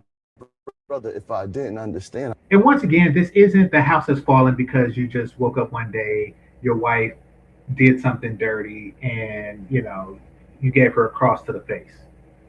I don't think that that's what happened. I think that y'all had an understanding on this is the type of relationship that we're going to have, a domestic discipline relationship, and that's the way it's going to be. You got comfortable in that, and then she just pulled the rug from up under you, just at will. There's no way possible you could understand. Oh, praise. No way. Why do you think that, brother? Look at you. You on the net flashy. Yeah, man. You're not a man if you're not going 100. Your woman don't love you because you're not paying 100% of your bills. She can't. Dang, who's to say that? Brother, you will never know what it feels like to truly experience your woman until you're able to remove. Are you with my woman? Brother. Are you with my woman, brother? Brother, are you with my woman? Brother, listen. Exactly. I almost called you a woman. You got Forgive me. you got your woman, I got mine, brother. Brother, right now, you're dealing in high emotions. You're not even allowing me to finish my sentence, For brother. what? You finished your sentence. Bro, do you like Chinese food? No. Do you like chicken? No. So you don't like nothing? No. Brother, shut up. Let me give you a gem, right? Just a gem. Mind, understanding heart, because I know how sometimes when we get triggered, we can't hear the love in a message because we feel triggered, we feel ashamed. But I'm saying this: if you truly love your woman, right? If you truly care for her, all I'm saying is go hard for her. And you going hard for her won't last. I know some brothers might be like, I live here, my rent's $1,400. I live here, my rent's $2,000. I live here, my rent's $5,000. I understand, but how would you be? All right. I'm gonna move past this. Y'all get the point. It was just basically about 15 minutes of content that didn't age well. All right. Somebody says something. Says CGA talked about men who take advantage of having a submissive woman. Okay. I'm curious of where CGA was going with that. You got to understand something. And I think that this is really lost on a lot of brothers and women as well. A submissive woman, to a truly submissive woman, submission is her own reward. I'm going to repeat that. To a truly submissive woman, submission is her only reward. So when somebody like Yada says, no, money should be her reward, it's like, okay, well, I'm not saying that a submissive woman shouldn't take the money. What I am saying is that if she was truly submissive, she would do it money or otherwise. In which case, the 50% versus 100% really isn't a factor because she would be submissive regardless. What he's saying is, if she ain't submissive, blah, blah, blah. Now, that being said, because you're talking about Coach Greg Adams and someone taking advantage, it's very difficult to take advantage of someone who receives pleasure from pleasing you. I'm going to repeat that. It's very difficult to take advantage of someone who receives pleasure from pleasing you. However, it can and has been done. And I think that a lot of fellas who broadcast their submissive wife may be doing that. Not saying that a man should not present their wives as a way of socioeconomic advancement. That's not what I'm saying at all. That's not disrespectful, and that's something that people have always done. You bring your wife to business and personal functions, and she elevates you. But that is bringing your wife, not bringing your submissive wife to pander to a bunch of chicks online. That's ridiculous. All right, so I'm going to show y'all what I mean when I say a submissive woman enjoys being submissive. Because it's become more and more rare because women are conditioned not to be. In fact, a modern woman, particularly a modern black woman, has to choose between social status amongst her female peers or following her submissive nature. Women who submit, black women who submit, often find themselves friendless. I think that Nick and Marie talked about that.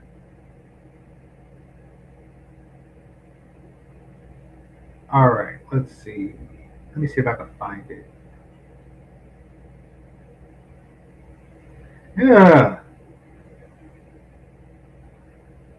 This is nasty. Okay, here we go. I haven't seen this, so I'm going to watch it for the first time with you. It's only 8 minutes long.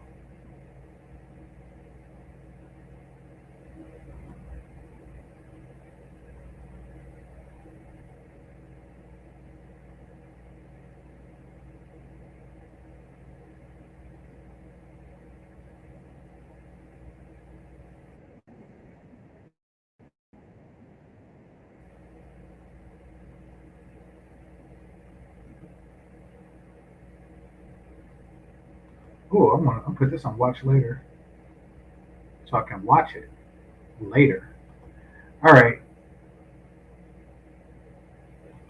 This is my first time watching this. I'm gonna point out something that I didn't notice on the thumbnail.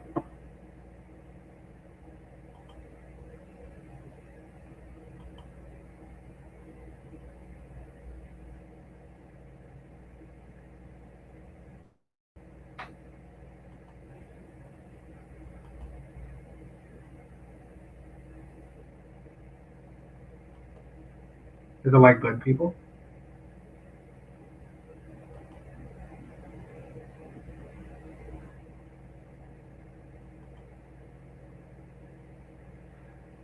Her neck kind of runs directly to her chin.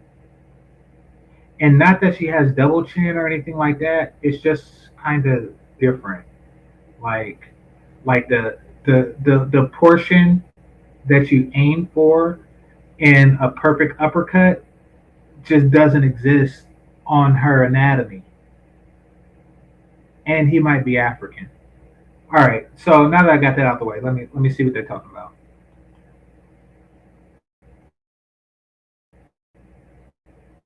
Keep him happy.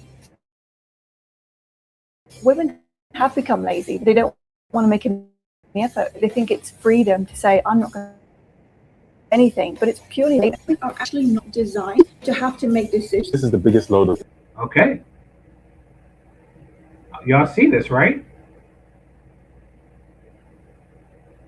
Understand that there exists this mentality amongst women, and it takes a huge societal pull to get them out of this natural state. Internalized misogyny, BS. Are you your husband's man, or a woman without a man to take care of? She becomes very empty, very soulless, very bitter. When I hear the term trot wife, what comes to my mind is scary and probably avoid. Of Mr. Zan Zachary. And I lead the household. My wife knows what her role is. Your husband cannot step up until you step down. I enjoy traditional marriage with traditional masculine and feminine roles. I think online is a parallel universe. What you see on social media a lot is women crying into the phone, telling you what a victim they are in their life. Okay. Oh, they're not in America. That's why they look African. All right. So what do I want to say? Somebody said she's drawn like a Bob's Burger character. So what CGA was saying.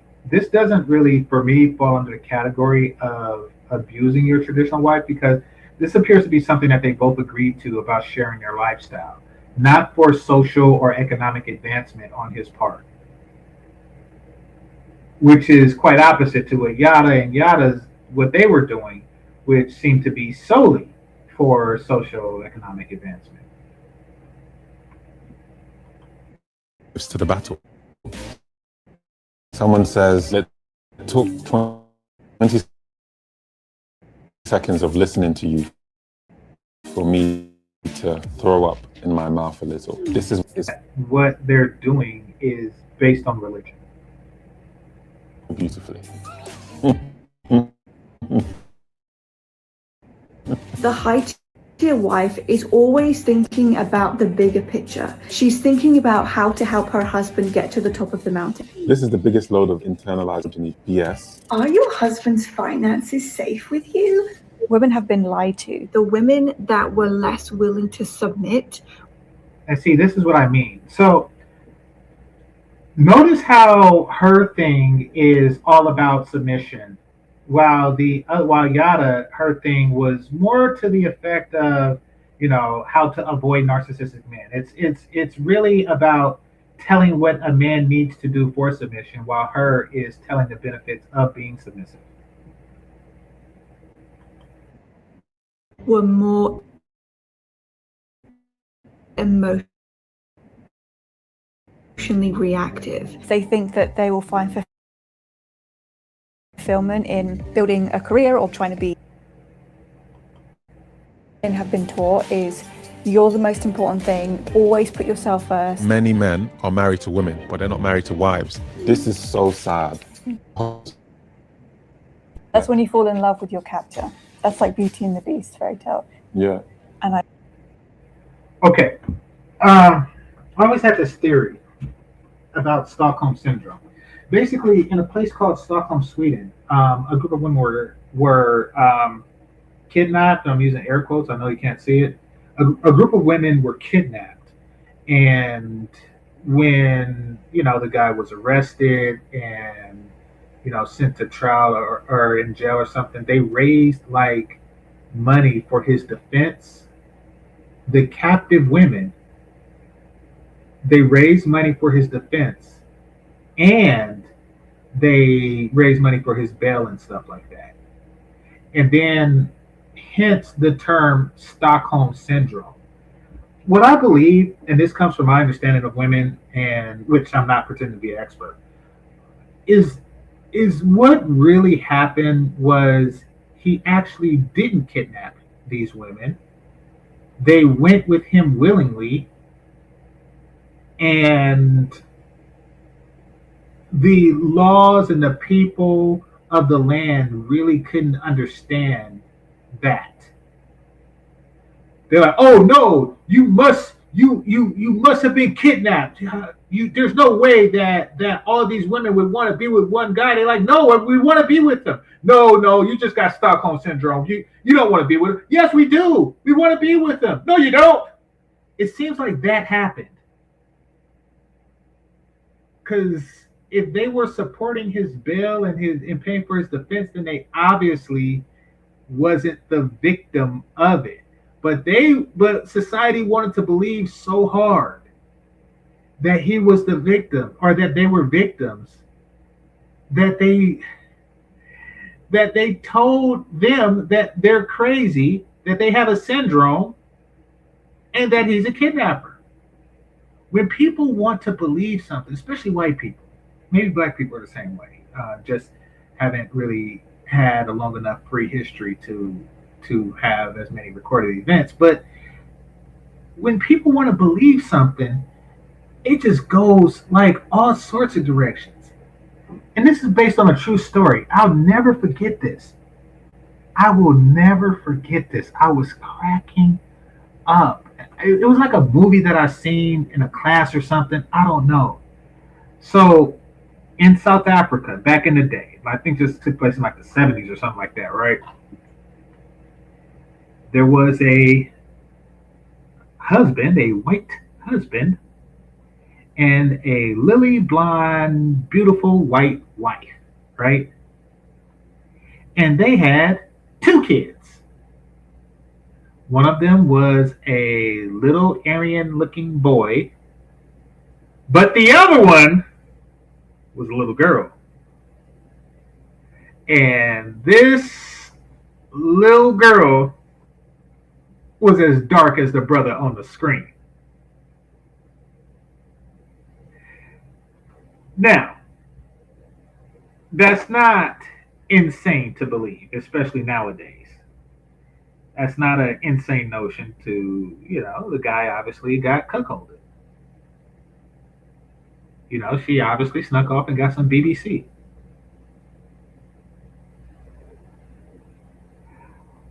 However, they didn't think that that was possible, or they didn't want to accept the notion that this beautiful blonde woman would take in some BBC. They didn't even have the word BBC back then. So they came up with all these theories as to why this girl is black. And it just went completely bizarre. None of them actually said that your wife cheated on you. They were just like, oh yes, well, we're all of African descent. There's some latent DNA from the, prehistoric period, the pre-nomadic period of when, people could just randomly have a Negro child. They came up with all this stuff. It was hilarious to watch. And the poor girl was classified as white. And she went to like the all-white schools, walking around black, but on paper she's white. The whole thing was a trip. And it's a true story. Y'all can Google it. It's a true story. And I'm like, wow. People, white people in particular, and once again, maybe all races are like this, but their history really indicates something, is that they don't want to believe what they don't want to believe. It's amazing. They just don't want to believe what they don't want to believe. They don't want to believe that those women in Stockholm went with him willingly. They don't want to believe that this woman here actually wants to be a traditional wife. They don't believe that. And right, Tim, they don't want to believe that his wife wasn't a victim, that at some point she agreed to this type of relationship. Society just has trouble understanding and embracing the, let's just call it, darker nature of women, or the unconventional nature of women. They just have a very, very, very tough time grappling with that.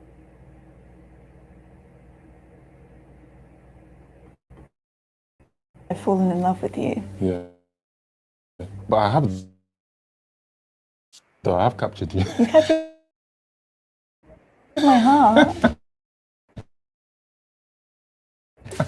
If this isn't satire, the algorithm needs a talking to. When I hear... Okay, I'm starting to think.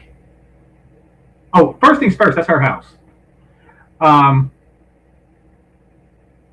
I should have started.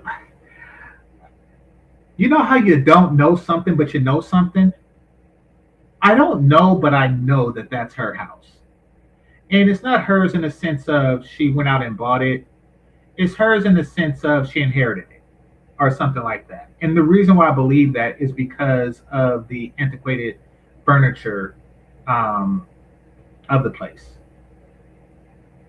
This is the house of an old-timey British person who, if you look at this clock right here, she'll, like her mother say, this clock has been in our family since King Arthur or some crap like that. Like, that's the type of home it is.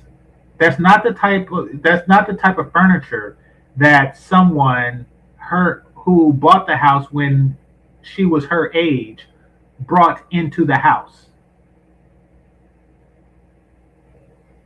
Pointing that out. And also the other dude, he has that same chin thing. Maybe that's a British thing. And maybe they like Africans so much because they have regular... I'm gonna stop joking.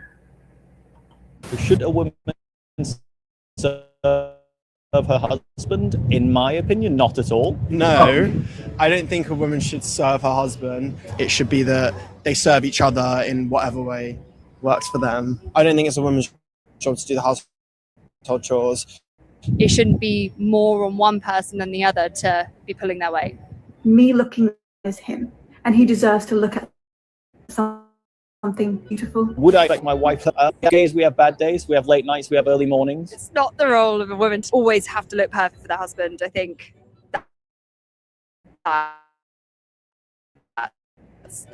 That's ridiculous. You don't. You show ugly ass. All right. Somebody said she's rather robustly built. I don't know what that means. I will say that her physique is the best her physique can possibly be, given her genetics, without physical alterations. So I'm not going to really talk about it. I mean, yeah, I talk about the chin, but that's also a genetic thing. I mean, and it's not necessarily an ugly trait. Kind of like some people have, and I call them ear face people, but I have dangling lobes like a normal human being. But some people, their ears go directly to their face. It goes direct. It attaches directly to their face. I think like half the population is like that. But me, I have dangling lobes, like this guy here. But it's just one of those things. It really don't matter in the large scheme of beauty. However, effort. The trad wife's physique is really a reflection of maximum effort. That's the best her physique could possibly be. That's on you. That's great. Good for you. You shouldn't have to. The trad wife and trad husband should probably be left in the past. As long as you're happy in the house that you're in, then you're doing They it right. are happy in the We house. just got to keep doing what we're doing. When people post negative comments, we just keep going because we know what we're doing is for the greater good. I think women have already set themselves back. I don't think the way I live is making them set themselves back any further. I think they've already done that on their own. My job is always looking pretty and always keeping the house clean. I am a trad wife, but I'm more than a trad wife. I felt like I'd met a female version of myself. She slid into my DMs and then it kicked off this whole thing. I was a bit despondent and thinking that maybe I'll be waiting forever in this modern world, this feminist world. She slid into his DMs. Okay, fellas, I was just in a part of the world where I'm not going to mention. I will say that it wasn't Europe, however, there was a large amount of white people there. And it was America or Canada. And there is a there. A lot of European women do have a fascination with Black and African men. I'm not even sure if they rank Black Americans above Black Africans, but there's a definite strong attraction to melanated peoples that cannot be ignored. I was there for a very short period of time. I was there for a matter of days, and that became very apparent to me that they will throw it to you and beg you to take it. Is the only way I can describe it. And so there is a there. It's a blessing and a curse from a social advancement standpoint. In fact, and that used to be the case for Black American men dealing with white American women. The thing that has changed is through decades of BFF, Black female fuckery, it has turned a lot of men into simps, which the white women are just repulsed by now. They're repulsed by our thirst and they're repulsed by our simpery to the point of where they're just completely disgusting. And yes, I'm talking to you fellas if you're a simp. And I'm talking, listen, if a white woman see you with a 300-pound bitch, she's going to be turned off. If she see you simping for a ratchet bitch, she's going to be turned off. If she see you hollering at every chick, on a thing talking about how much game you got, she's going to be turned off. We've cheapened ourselves, for a long time. And that's because we've been behaving out of thirst for the past 20 or so years, that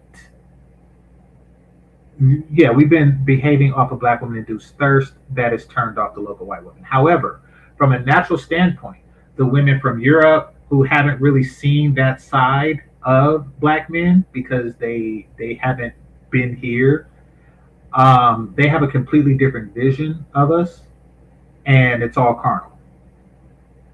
You know, like we can still be the dominant figure that they fantasize about because they haven't seen us simp for a fat bitch.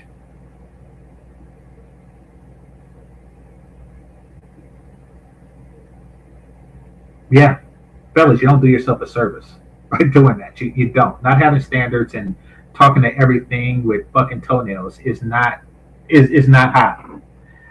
Um, Fortunately, the Soraya Brooks of the world don't really see us that way, and neither does this woman. Somebody said I have lobes too. Yeah, you're a normal person. And this isn't me just shitting on, ear-faced people and left-handed people. Some people are just born different. But I got lobes and you don't. All right. It says, according to sociology, darker skin has always been attractive to men on men to women. Yeah. Yeah. And this isn't something that I need sociologists to point out to me. This is my life lived experience. And this isn't really just some like I was that dude amongst the white girls or anything like that. This is more to the effect of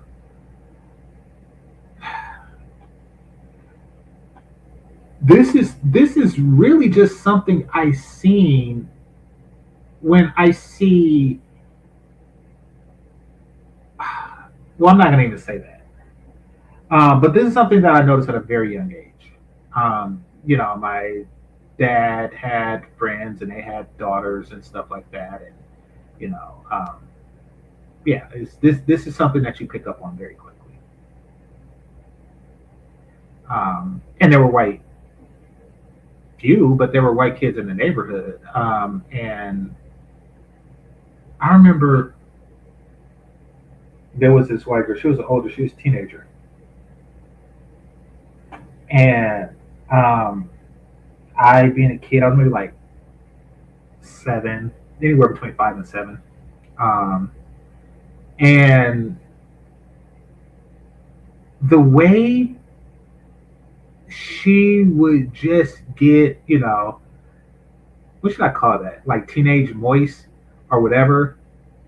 The way she would get when that reel came on from New Edition, that part where they showed their face and it was like Ronnie, Bobby, Ricky, and Mike. She would go crazy. She like every time she would see it, she would just go completely absurd. And she's married to a black man now. Like she would go nuts during that Ronnie, Bobby, Ricky, and Mike. I forget which one she was swooning over, or maybe all 4. But yeah, there was definitely a there. Like I was a kid. Like she was the next thing to be an adult to me. But she just was like real happy to see that portion of the music video on the black and white TV that she had while I was playing with a calculator. Like that's so there was a there. Also, like later, when I became her age, when I was a teenager myself, when I was just a little nigger, that's when my crew and I were in junior high, back in that time. In Oakland, just so y'all know, Oakland is a chocolate city surrounded by vanilla. And that was more so when I was coming up. And there would be girls who would go from different cities, from like Alameda, Hayward, or San Francisco, or something like that. They would come to Oakland just on a BBC quest, and I'm not joking.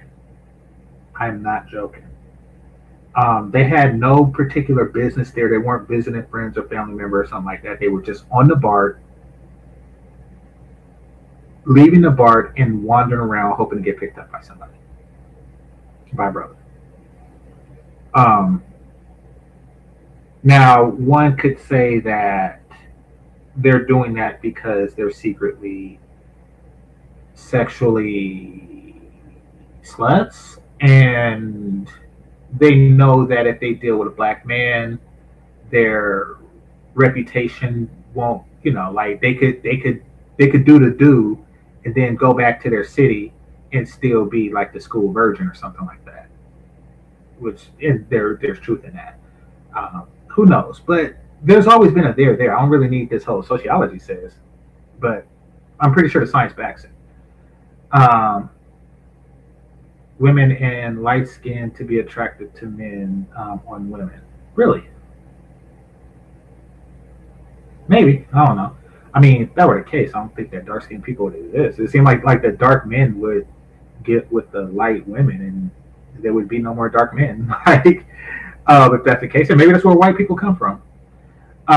So maybe there is a there. It says men have more melanin and thicker skin in any given population. Well, that is true, but we work outside more. I don't see what you're talking about. Like, I used to ask myself, and this is just looking at white people and how they fuck each other. What I notice is that white men are attracted to blonde hair, and white women are attracted to dark hair. So, logically speaking, they should run out of blondes.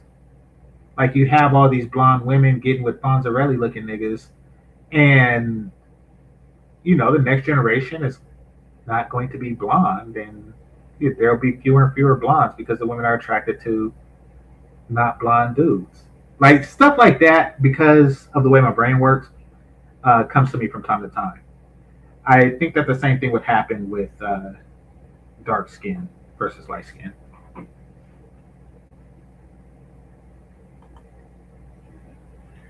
I know a pretty young lady from Sweden, and she told me how she and her friends would come to Frankfurt, Germany, to part with American soldiers, to party with American soldiers and airmen, a couple of weekends a month, black men. Yeah, I don't doubt it. Trust me, there is a there. It can't be denied. I mean, these women who go on their passport girl vacations are always, it's not a coincidence. It's not like they're doing it in the Philippines. I mean, Jesus, like they go to where the melanin is, not necessarily Africa. They go to where the melanin is, like, all the time, including Africa.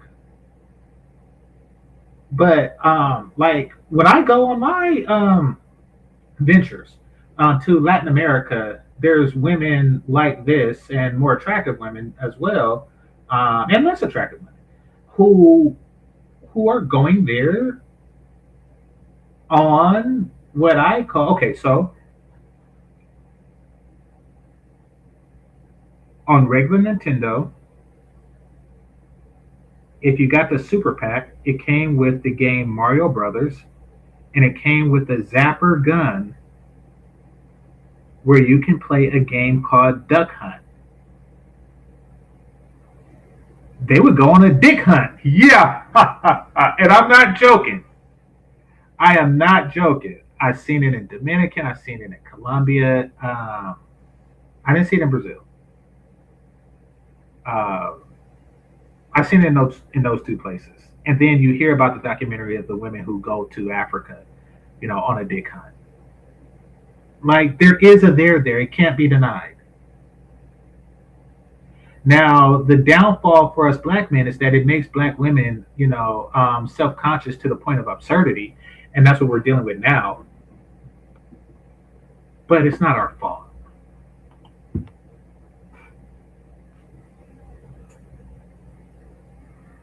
That's why Hollywood and before, there were tall, dark, and yeah, exactly. Exactly. They weren't necessarily referencing black guys, but there is a there nonetheless. Um, and the fairest sex, yes, exactly. And then Snow White was the fairest in all the land. No, there's definitely, at least amongst whites, a there. For women, and yes, they love them some blondes. Only 30% of blonde women are born blonde. Yeah. Yeah, I don't even like try to figure out when a white woman is actually blonde, but you could always just look at their eyebrows.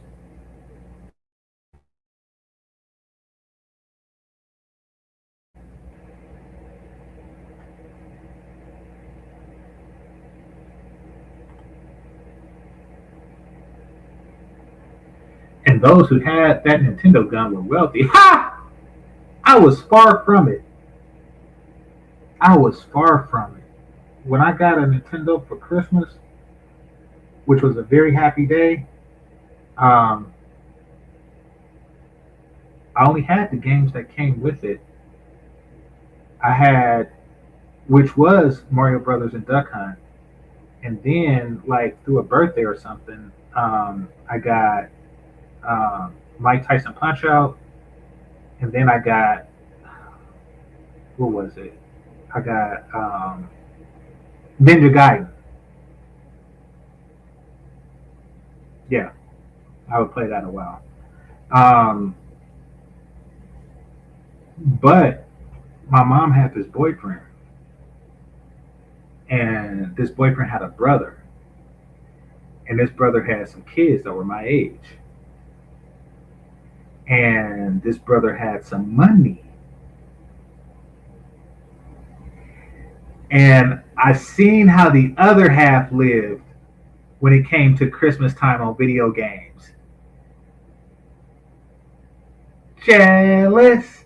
I was jealous because I was broke. Oh no. Oh. Yeah. They had what I would call a Merry Christmas. I ever find a woman that would agree with my way of thinking, and I found her.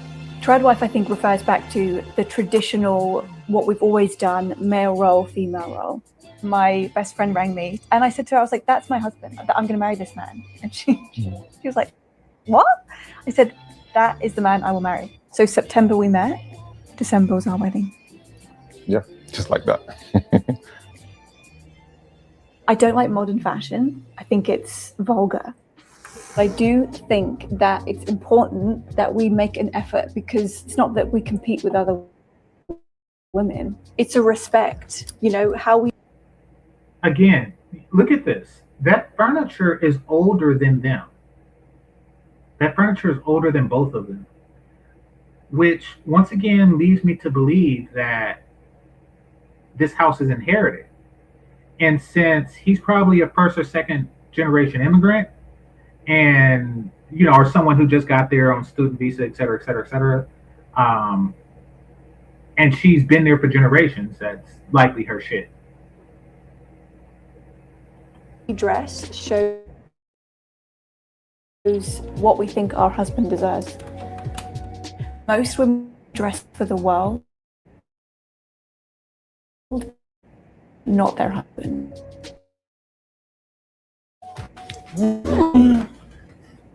I think it's important for her to present herself well. If somehow there was a hypothetical scenario where it was, I'd just be like, honey, yeah, that's revealing this, and do you mind just changing into something else more appropriate?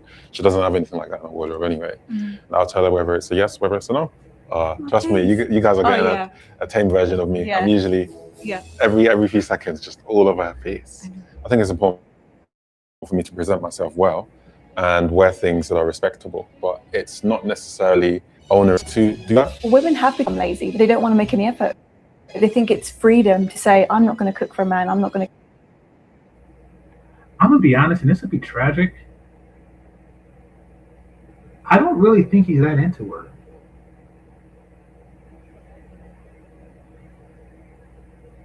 Just judging by the body language. And maybe this is a little stereotypical here, but Because I know a lot of these guys, they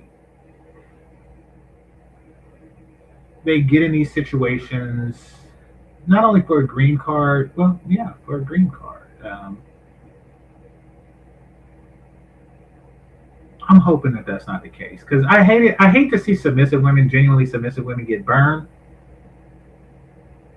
But then again, a truly submissive woman wouldn't have waited to 36. Clean, I'm not going to do anything, but it's purely laziness. She probably doesn't know how to do it for a start.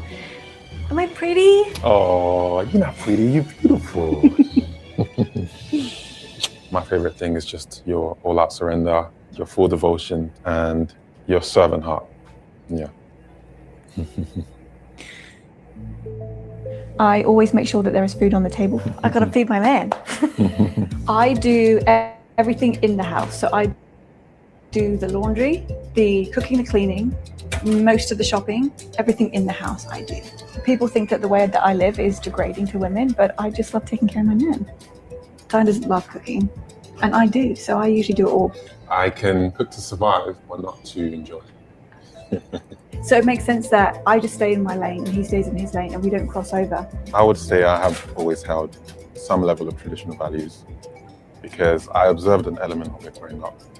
My mum was a stay-at-home wife and my dad was the provider, so I grew up seeing that and I naturally embodied it. Women were created for a man, so a woman without a man to take care of, she becomes very empty, very soulless, very bitter.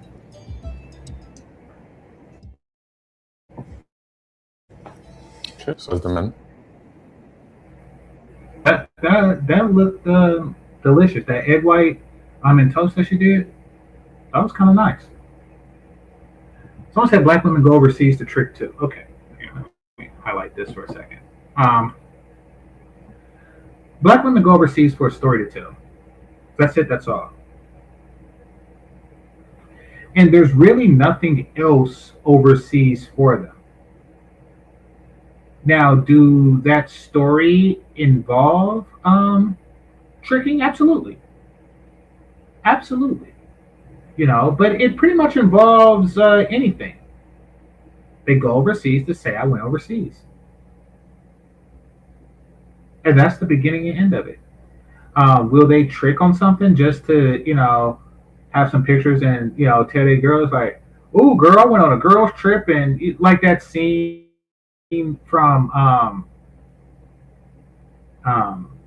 Girl Trip with Jada Pinkett and them, and what was it, the grapefruit scene or whatnot. That's just a story. I mean, but it's really not a story. A woman telling the story, I got some dick. I got some dick. It was good.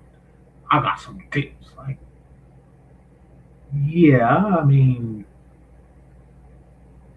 you might as well just said I ate food. It's not. There's no story there. There's no like. Yeah, it's dick everywhere, sweetie. You know, you might as well just said I breathe. Like that. That's not really a story, but they do it for that reason and that reason alone.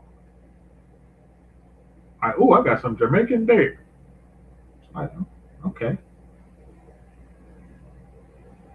Congratulations, I guess. You know, like, so yeah. Yeah, he's hella African. Look at Africans. They stare off into nothingness in a silent wisdom, like the baboon on The Lion King. They do that a lot. Fundamentally, I'm the leader of the family. I'm technically the CEO, and you could say personal assistant. Is the yolk how you like it? Yeah, we haven't had poached eggs in a while, so I'm the responsible person who is responsible for building, providing to make sure that vision is fulfilled, to lead my wife, love my children. I don't ever want to see him with like a broom in his hand. Oh, they have children. I don't want to ever see him. I just don't like it. She often gets upset when I pick up the Hoover and try to do something. Down. People think that I have rules or that I wake up in the morning and I am at your bedside saying, "Arise, woman, you know, fix me some food." No, it doesn't work like that. She's already living that lifestyle herself. We both want to do this. So we both thrive in it and we both have a happy life because of it. When you have someone in your life that you really care about and you're going to build a family, it changes you to become the best version of yourself. And that's what's happened to me. Like Zion's taken so many things off my shoulders that I don't have to worry about certain things. So it means that I've actually been able to discover who I am as a woman. So what would we say to people who judge us? Choose how you want to live your life carefully. A lot of people are just sheep. They just follow along and they think that, you know, like especially feminists, they think they're being rebellious by being feminists, but they're not. They're just doing what everyone else is doing. It's the opposite of being rebellious. Being rebellious is actually what we do. Oh, dang, she got a brain on her. She ain't on that, but she got a brain.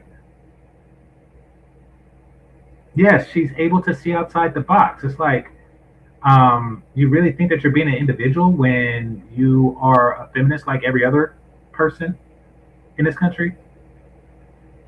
Like if you interview 10 people, 8 or 9 of them would be feminists, men or women, and you think that you have like an individual, unique thought? Yeah, exactly.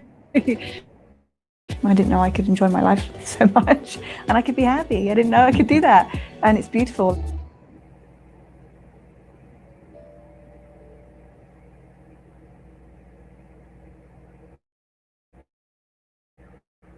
Let's see. Oh shit. No, I'm not gonna click this. Black interracial relationship with a black man and a not black woman. But when you show like the white, and here's another one. But when you show like the white interracial relationships, it's typically some shit like this, where the dude is like 100 years old, on some Mr. Burns shit.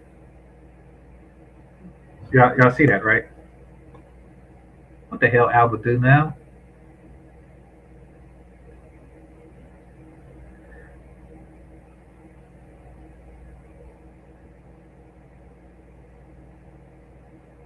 Okay, so Alba did something. I guess I'll see that sometime soon. Anyway, let's see. Some comments before I head out. Before I head out here, I got a phone call to return, but let's see.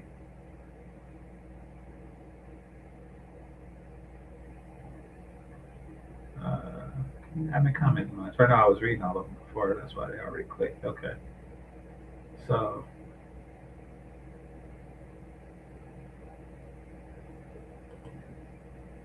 Hey, not dogging her out. Better looking than all the women that Kid Greatness met in Nairobi. LOL.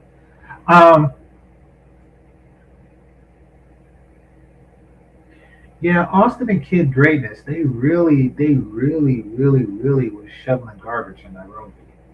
I'm not gonna say that I found that woman particularly attractive, but I do find her personality particularly attractive, and I don't find her unattractive either. She's just there, which is fine because that's what most wives outside of a man's fantasy are. They're just there. And the trad wife shit can't be ignored.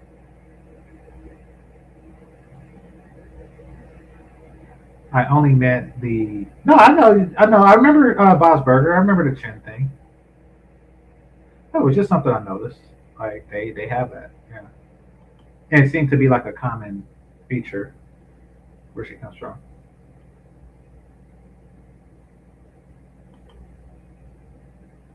She gets it. And he gives it to her. Yeah.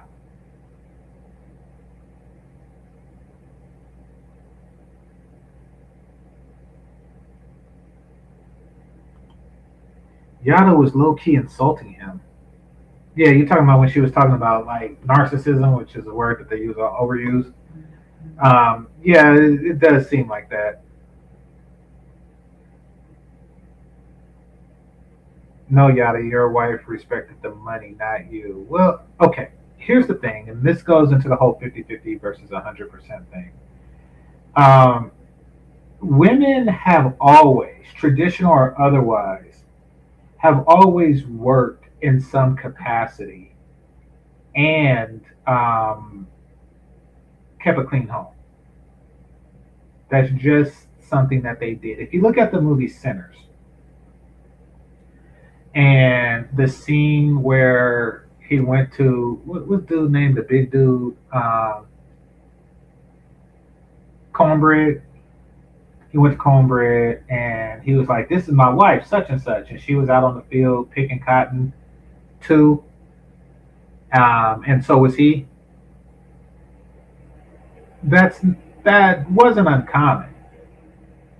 And I know what you're thinking, like, oh, this is black women have always worked. No, all women who were not royalty worked, both in and out the home. All women who, like, throughout European history, that's what they did.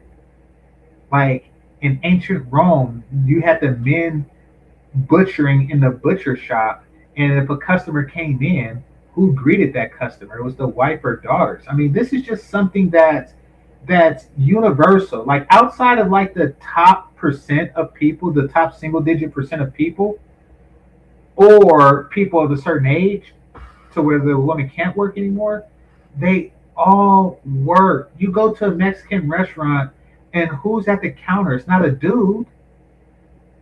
And who's in the back? It is a dude. If you don't believe me, go to a taqueria or go to a Chinese food place that's not Panda Express. Like go to a regular mom and pop business, and you will see this same dynamic like played throughout. Now, liquor stores are different because they can be considered like dangerous to women. But generally speaking, and Indians, I'm gonna just say like this: they enslave their own damn people. So, they get cheap labor as a result of it. I won't go into the details of that. But nevertheless, this whole dynamic of a man work and woman sit on ass is something that it's this idealized princess version they that they that they have, and that they feel that is the only circumstances that you should marry under. But no, more or less, women have always contributed to the inner and outer of the house. Always. What the fuck do you think a milkmaid is? What do you think what do you call a spinster is? The person who works in cloth and stuff like that. These are females. These are the ones that dyed the cloth and all that. Like for them to just come out of nowhere and says, okay, the only way that I'm going to marry is if I retire, and not only that, retire wealthy.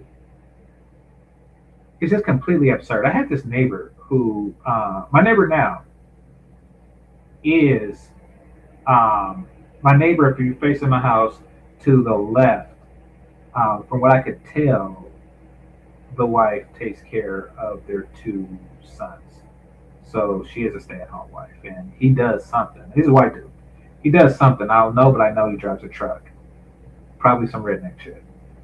But that's their dynamic. I'm not saying that it happens, but I bet you that they didn't start off like that. In fact, I'm willing to bet anything that they met at work. Black women are just fucking retards. Like, there's no other way to put it. But yeah, this whole 50-50, 100%, that's basically like, you have to pay me to be in a relationship with you. And that's because so many black women are semi-hoes. What it comes down to. And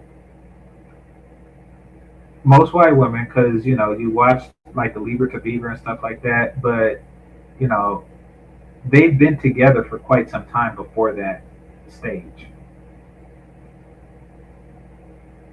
Ward and Joan Cleaver. They've been together for years. We come in at the phase where he moved into an area of financial security to where she didn't have to work. they ask to start off like that. Like I'm pretty sure that when things were getting started, Louise Jefferson worked.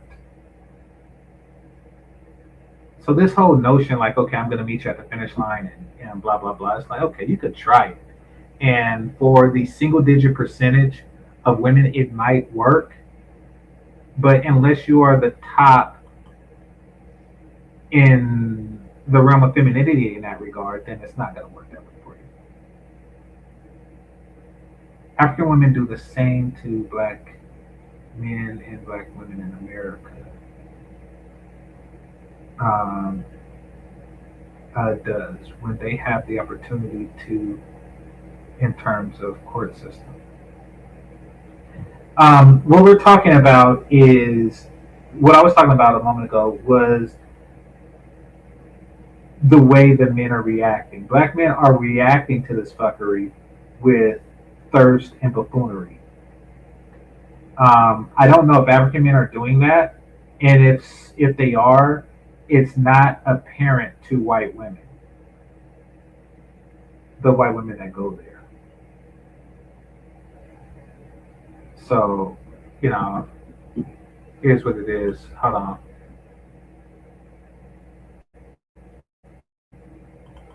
Let me show you something.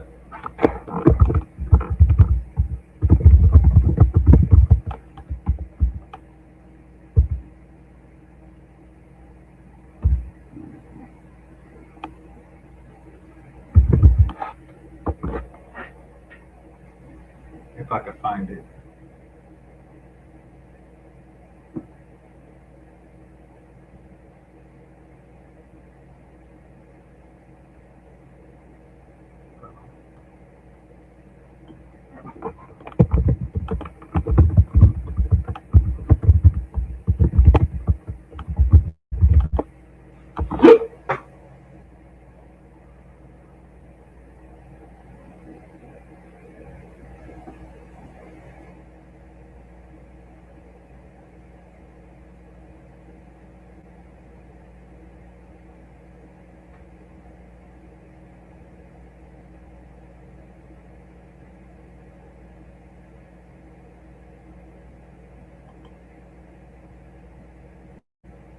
Yeah. Here's some.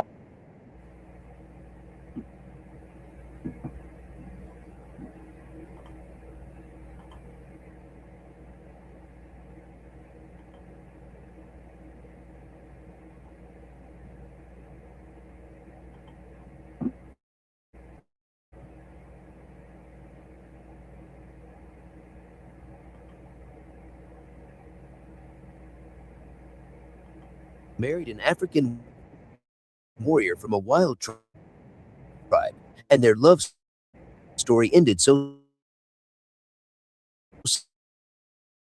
sadly. In 1986, Kareem to sell her possessions, and then went back to Kenya in 1987 to find El Ketinga. The couple moved in together, married, and had a daughter. Somehow, Kareen Hoffman and El Ketinga couldn't live together for a very long time. They got divorced at some point after Kareem returned to Switzerland in 1990. One of the reasons suggests that El Ketinga's addiction to the drug god and his increasingly paranoid jealousy may have contributed to the breakdown of their relationship. This girl married an Okay, this isn't the one I was talking about, but there's so many instances that it's hard to find the one I was talking about where these white women go into these tribes and marry these dudes. And they actually, in many cases, live in their fucking hut. But in the one I was talking about, oh, maybe this is it. Maybe this is the one.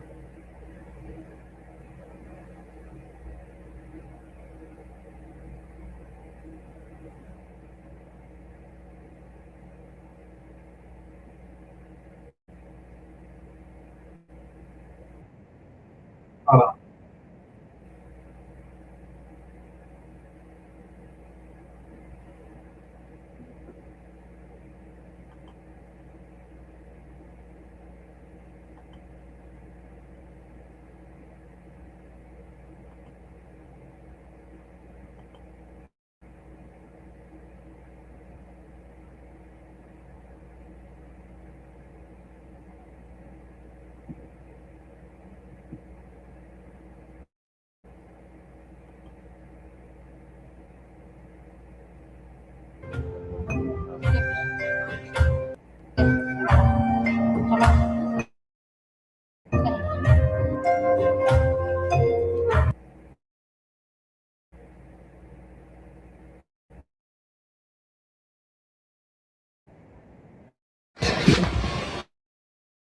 method. Okay, so I think this is the one where I've seen it. Women sometimes cook outside. Okay. Because they cook with the firewood. Yeah, for the smoke when you're cooking inside the house. Okay. To get rid of the smoke. Thank you. Karibu.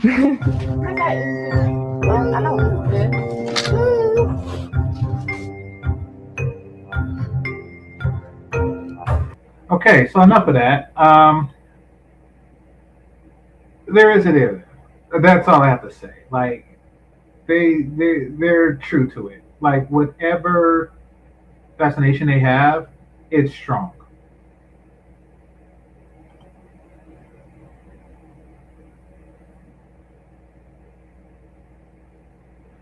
I was speaking of Africa taking half from a man in court. Yeah, no, I know that that's similar. I'm talking about really the European woman's fascination with melanated men.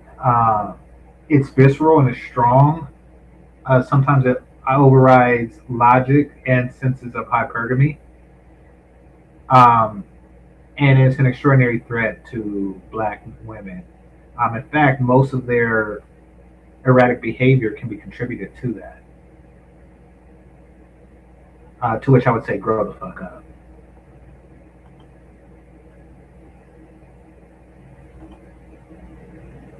That's why the richest black man in my state married a Becky. I just found out. Okay. I mean, really, one thing black women need to learn is that it's not physical, at least not on the part of men to women. And another thing that they need to find out is it's everything else. It is everything else. They are more pleasant, they are more cooperative, they are more obedient, they are better mothers. In fact, every non-physical attribute that men look for in women, they have at a higher abundance.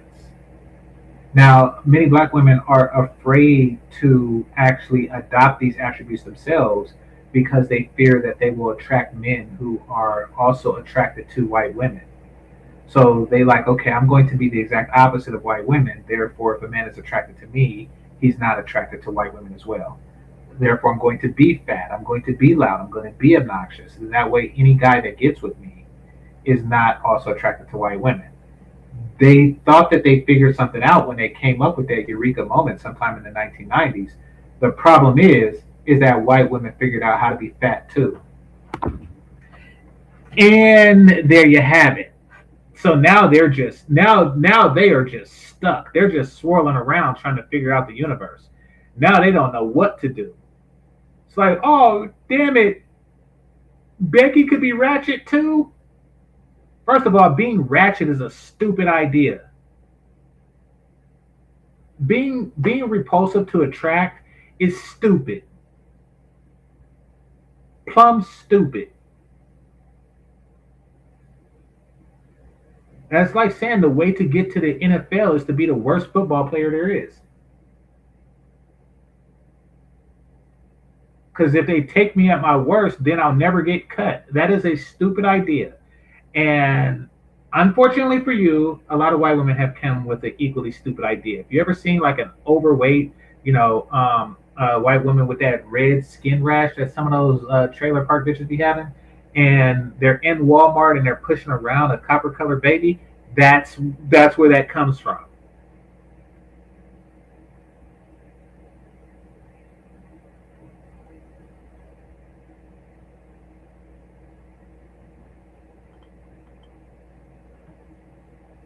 The richer the black man, the more times he married Becky. Okay. Though that's true, it's not for the reason that people believe. And that reason is Becky is attracted to black men for his riches. Though I don't. Okay. Becky. Rebecca. Beckers. If you're getting with black men for money, you're stupid.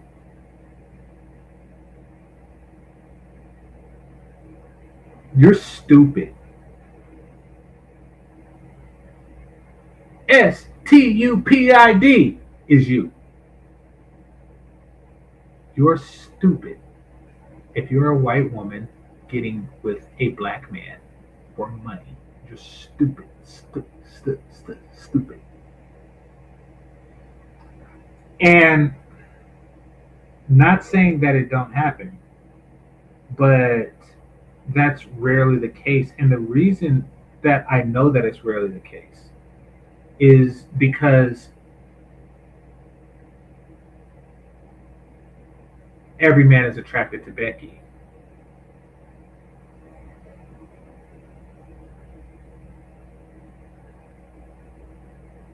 Which means, which is safe to conclude in most instances, that a Becky who's with a black man that has money has turned down Asian and white men who have money.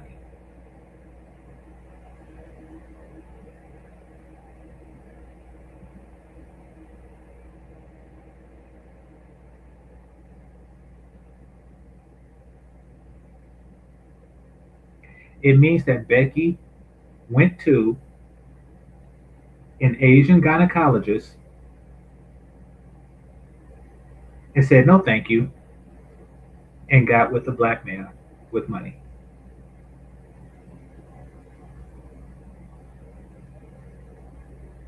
So yeah.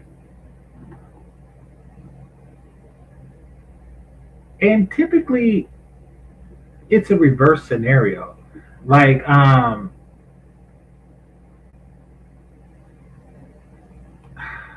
can I say this? Becky find him broke and keep him rich.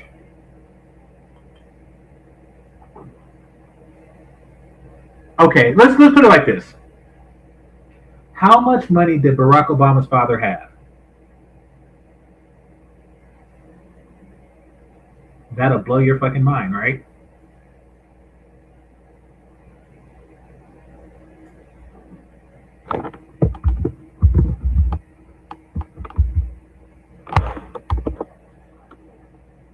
And also, black women make the shit so fucking easy. I'm gonna show you something.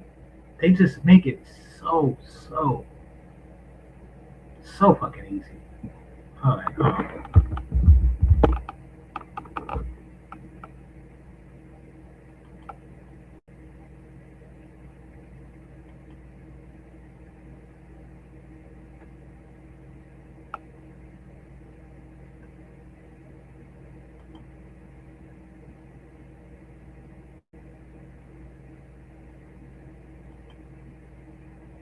let me show y'all what I mean.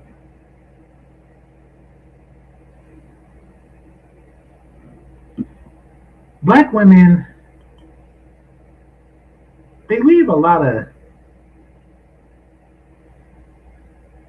dick on the table.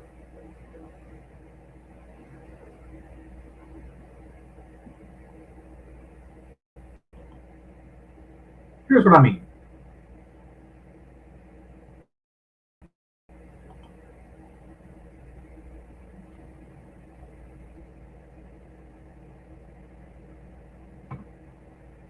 Dick on the table.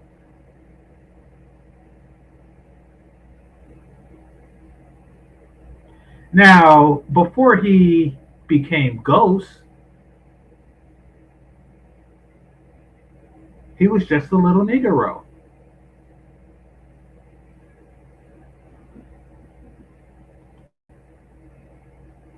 I remember he was in this B-rated movie called Everyday Black Man in Oakland, which was a very local movie. That's he got his, like Michael B. Jordan, he got his career. He started his career. Well, Michael B. Jordan didn't start there, but still, like, you know, he was doing indie films and stuff like that. And guess who was shooting him down? Guess.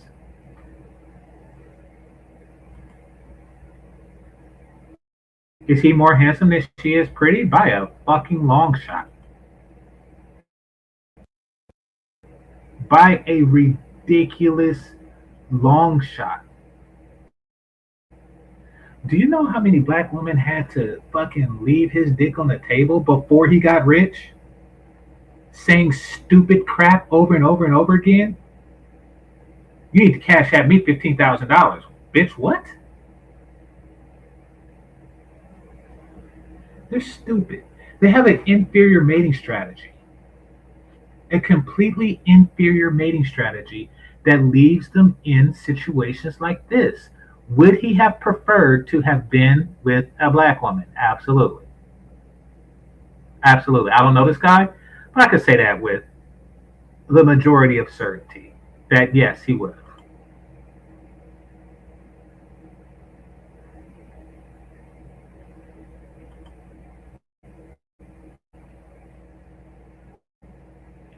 Let's see.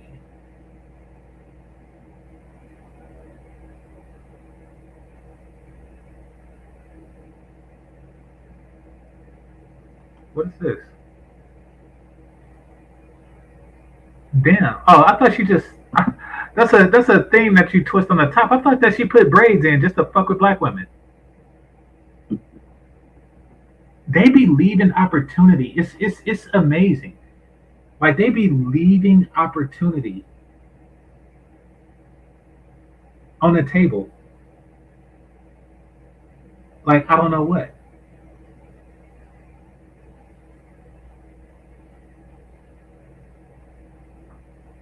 My favorite line from one of my favorite movies, and I'm gonna say this, I'm gonna go, was a line from Good Will Hunting, Ben Affleck. For those of you who don't know, Matt Damon was a genius who was a janitor because he grew up hard and he didn't get to go to Ivy League schools, but he worked as a janitor in Ivy League schools. And people started to notice his genius, and eventually corporations did, and they offered to hire him, et cetera, et cetera, et cetera. And Matt Damon, Matt Damon, he just wanted his regular life. He just wanted to, work his blue collar job with Ben Affleck and his other friends, and live his life like that. And to which Ben Affleck said, if you're here with me in 10 years, I'll fucking kill you. Before I let you waste your life away, you've been given this gift. You've been given this opportunity. And if you waste it, it'll be the biggest tragedy ever. I'm paraphrasing. But he basically like, listen, I'll fucking kill you if you waste this gift. Black women, you've been gifted with 2 titties and an ass. And you have been gifted with first shot at the best men in the fucking universe.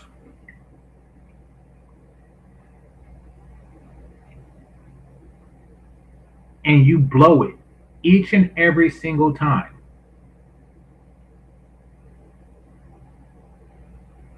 How in the fuck did you blow Ghost? Better yet, how in the fuck did you not blow Ghost? You're stupid. You have been given a gift, the gift of first right to my penis.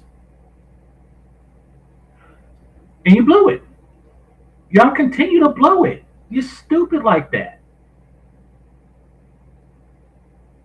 And that's because you don't have a Ben Affleck to just tell you how it is, to just be honest with you and say, listen, you're wasting a gift to try to be like us.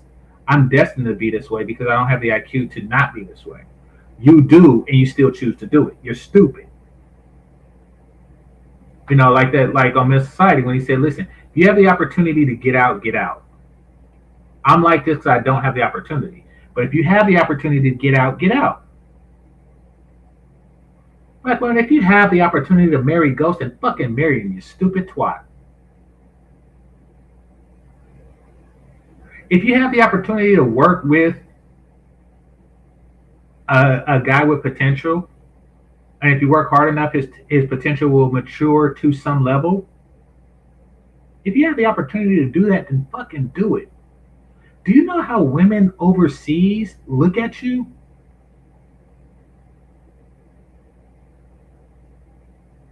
Like, you gotta think, you gotta look at it from their point of view. And I'll just throw it out there. I'll just pick a country like the Philippines or something like that, right?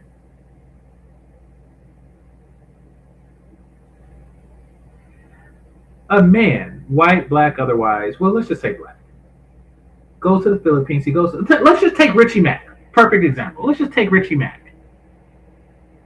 What's his girlfriend name in the Philippines?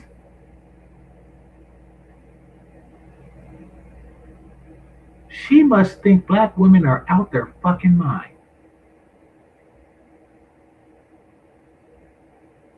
She is like, this is a great deal. This is a great deal. This is a great situation. This is a great arrangement. And y'all overlook this?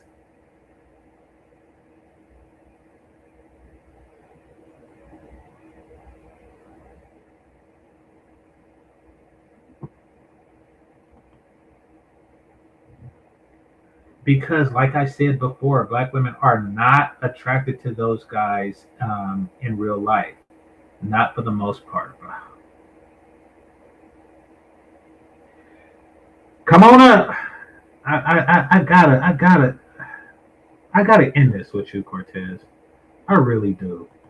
I really do. Because I don't think that you understand the gravity, the depraved level of their fuckery. I really, really, really don't think that you get it.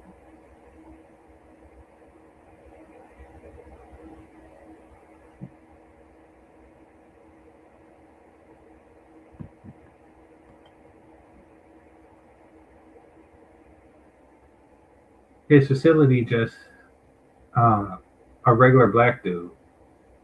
He's facially just a regular black dude. No, he's not. No, he's not. He is a jawline nigga. They only pretend to like him because he's the modern avatar they use for black men. Come on up.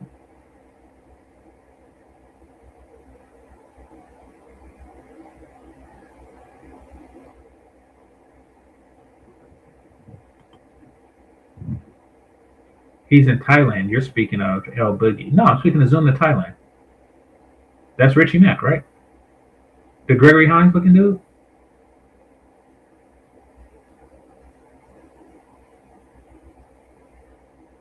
No, I get what you're saying. He's facially. No, I get what you're saying.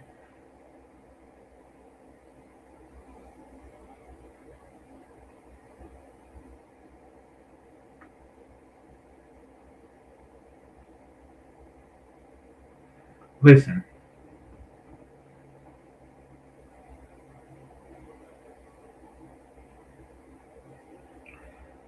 I'm gonna do a separate video. I'm gonna start because I'm not getting like much of a turnout on these live streams anymore. I'm gonna start doing pre-records. Hopefully that'll jolt the algorithms to my favor. Because if you just do live streams, it really kills the algorithm for you. But I'm gonna start doing pre-records. I'm gonna do a pre-record, and it's going to explain exactly why black women are the way they are, as it pertains to the decisions that they make, pertaining to men. But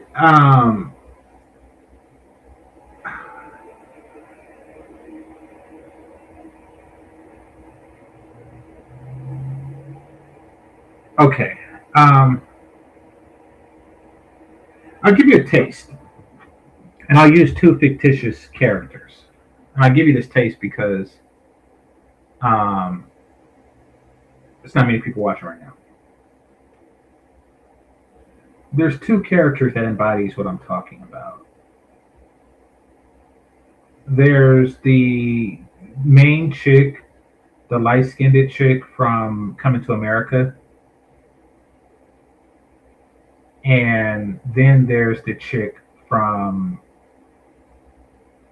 Titanic. So the light skinned chick from Coming to America, when the rich, handsome, soul glow guy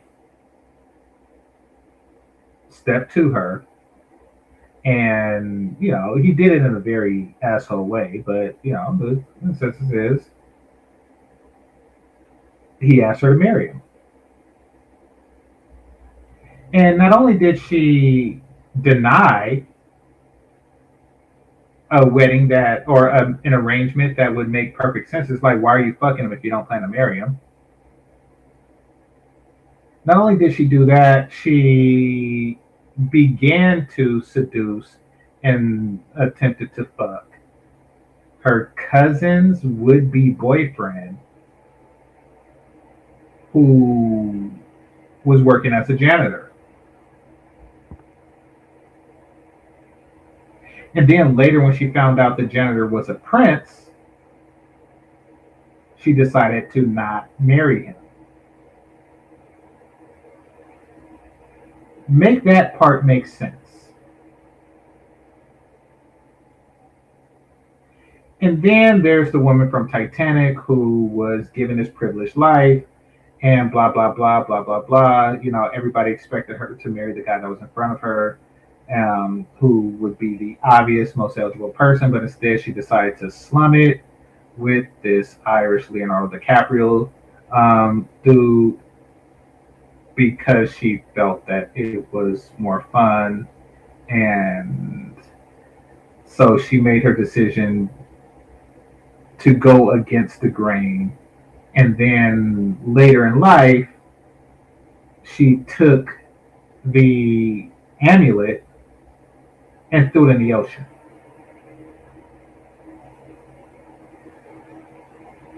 If y'all can figure out why those two characters did that and why so many women understood and resonated with those two characters, you'll understand women. To a certain extent, nobody ever truly understands women, not even themselves. But you'll understand why Black women are the way they are. Just those two characters.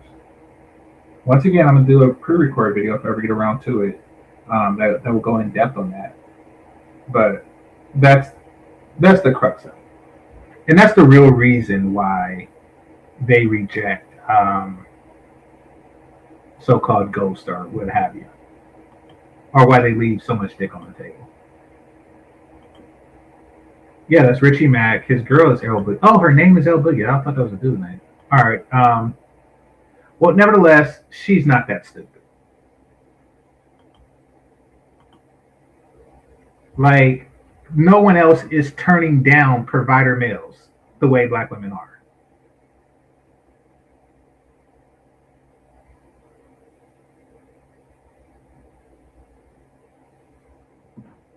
Wait a minute. Let me see how he met his wife, because it says they've been married for 12 years, but let me see.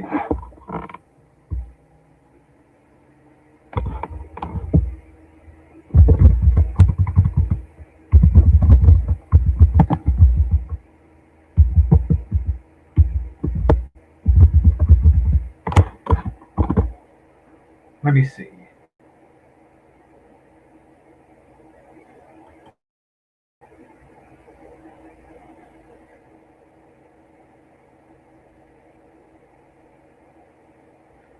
Omari Hardaway met his wife, Jennifer J. whatever, in the early 2000s, though the exact calendar date of the year of their first meeting is not publicly specified, but their relationship built their relationship over several years before getting married in 2012. Okay, so needless to say, he met her before he got ghost money.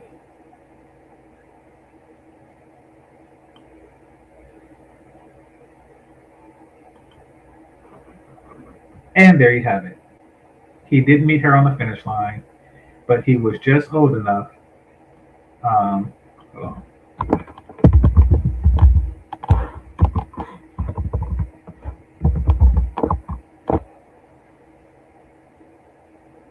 So he's 52 years old.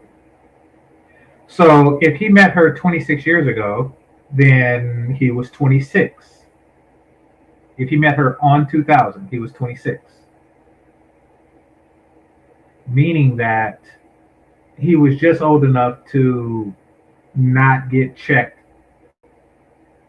for by black women. And he was born in Decatur, Georgia.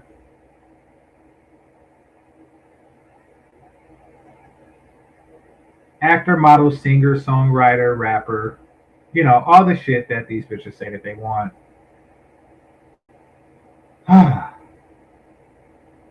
Y'all, are you learning? Oh, and he's just one. He's just one. Let me look up another.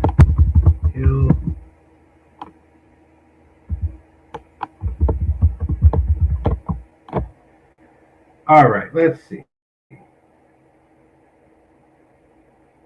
Okay, so actually he did marry a black woman. Let's see how long did it take. By the way, the person in question is Hill Harper.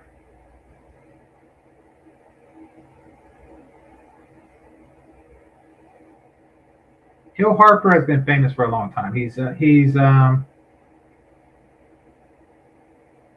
been on like Married with Children and stuff like that. But in addition to everything else, he went to Harvard and all that good shit. Looks like she did meet him at the finish line because he got gray hair and shit. But let's see. Hold on.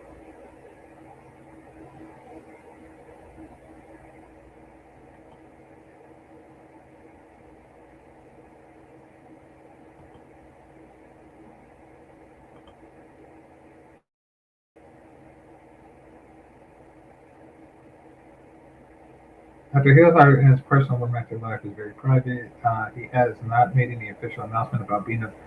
Oh, okay. So he hasn't made an announcement about being in a relationship. So he's not married. Maybe the picture was just of something. I don't know.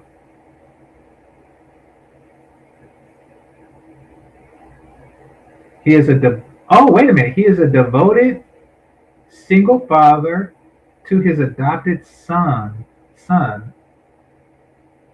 Pierce, who he welcomed in 2017.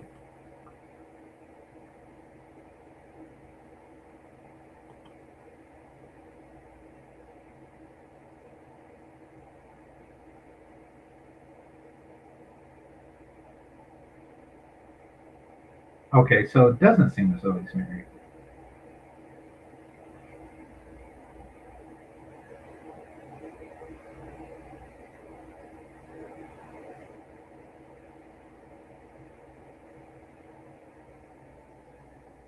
Who was one of the first black practicing anesthesiologists in the United States. They just leave, like, I'm telling you, black women leave dick on the table and get mad when somebody else sucks it.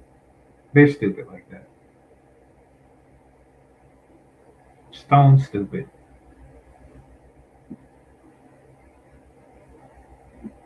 Forcing him to adopt and not given an opportunity to spread his super DNA. Of course, he should have gotten with one of those, European women who would rather be with you than in the African village looking for dick. Just saying. All right. He guest starred in one episode of Fresh Prince of Bel-Air. No, he was everywhere. Like he was homie on In Too Deep. He was like a little bit everywhere. Like never at the top of his game, but he was too busy being a fucking anesthesiologist as well as an actor and shit.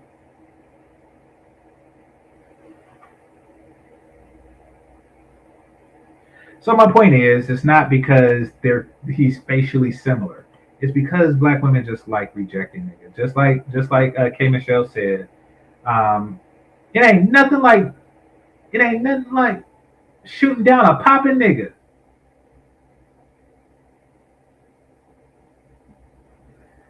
Anyway, I want to thank everybody that participated. Go ahead and hit that like button on your way out. And this is GameChanger 00100. Game over. Peace.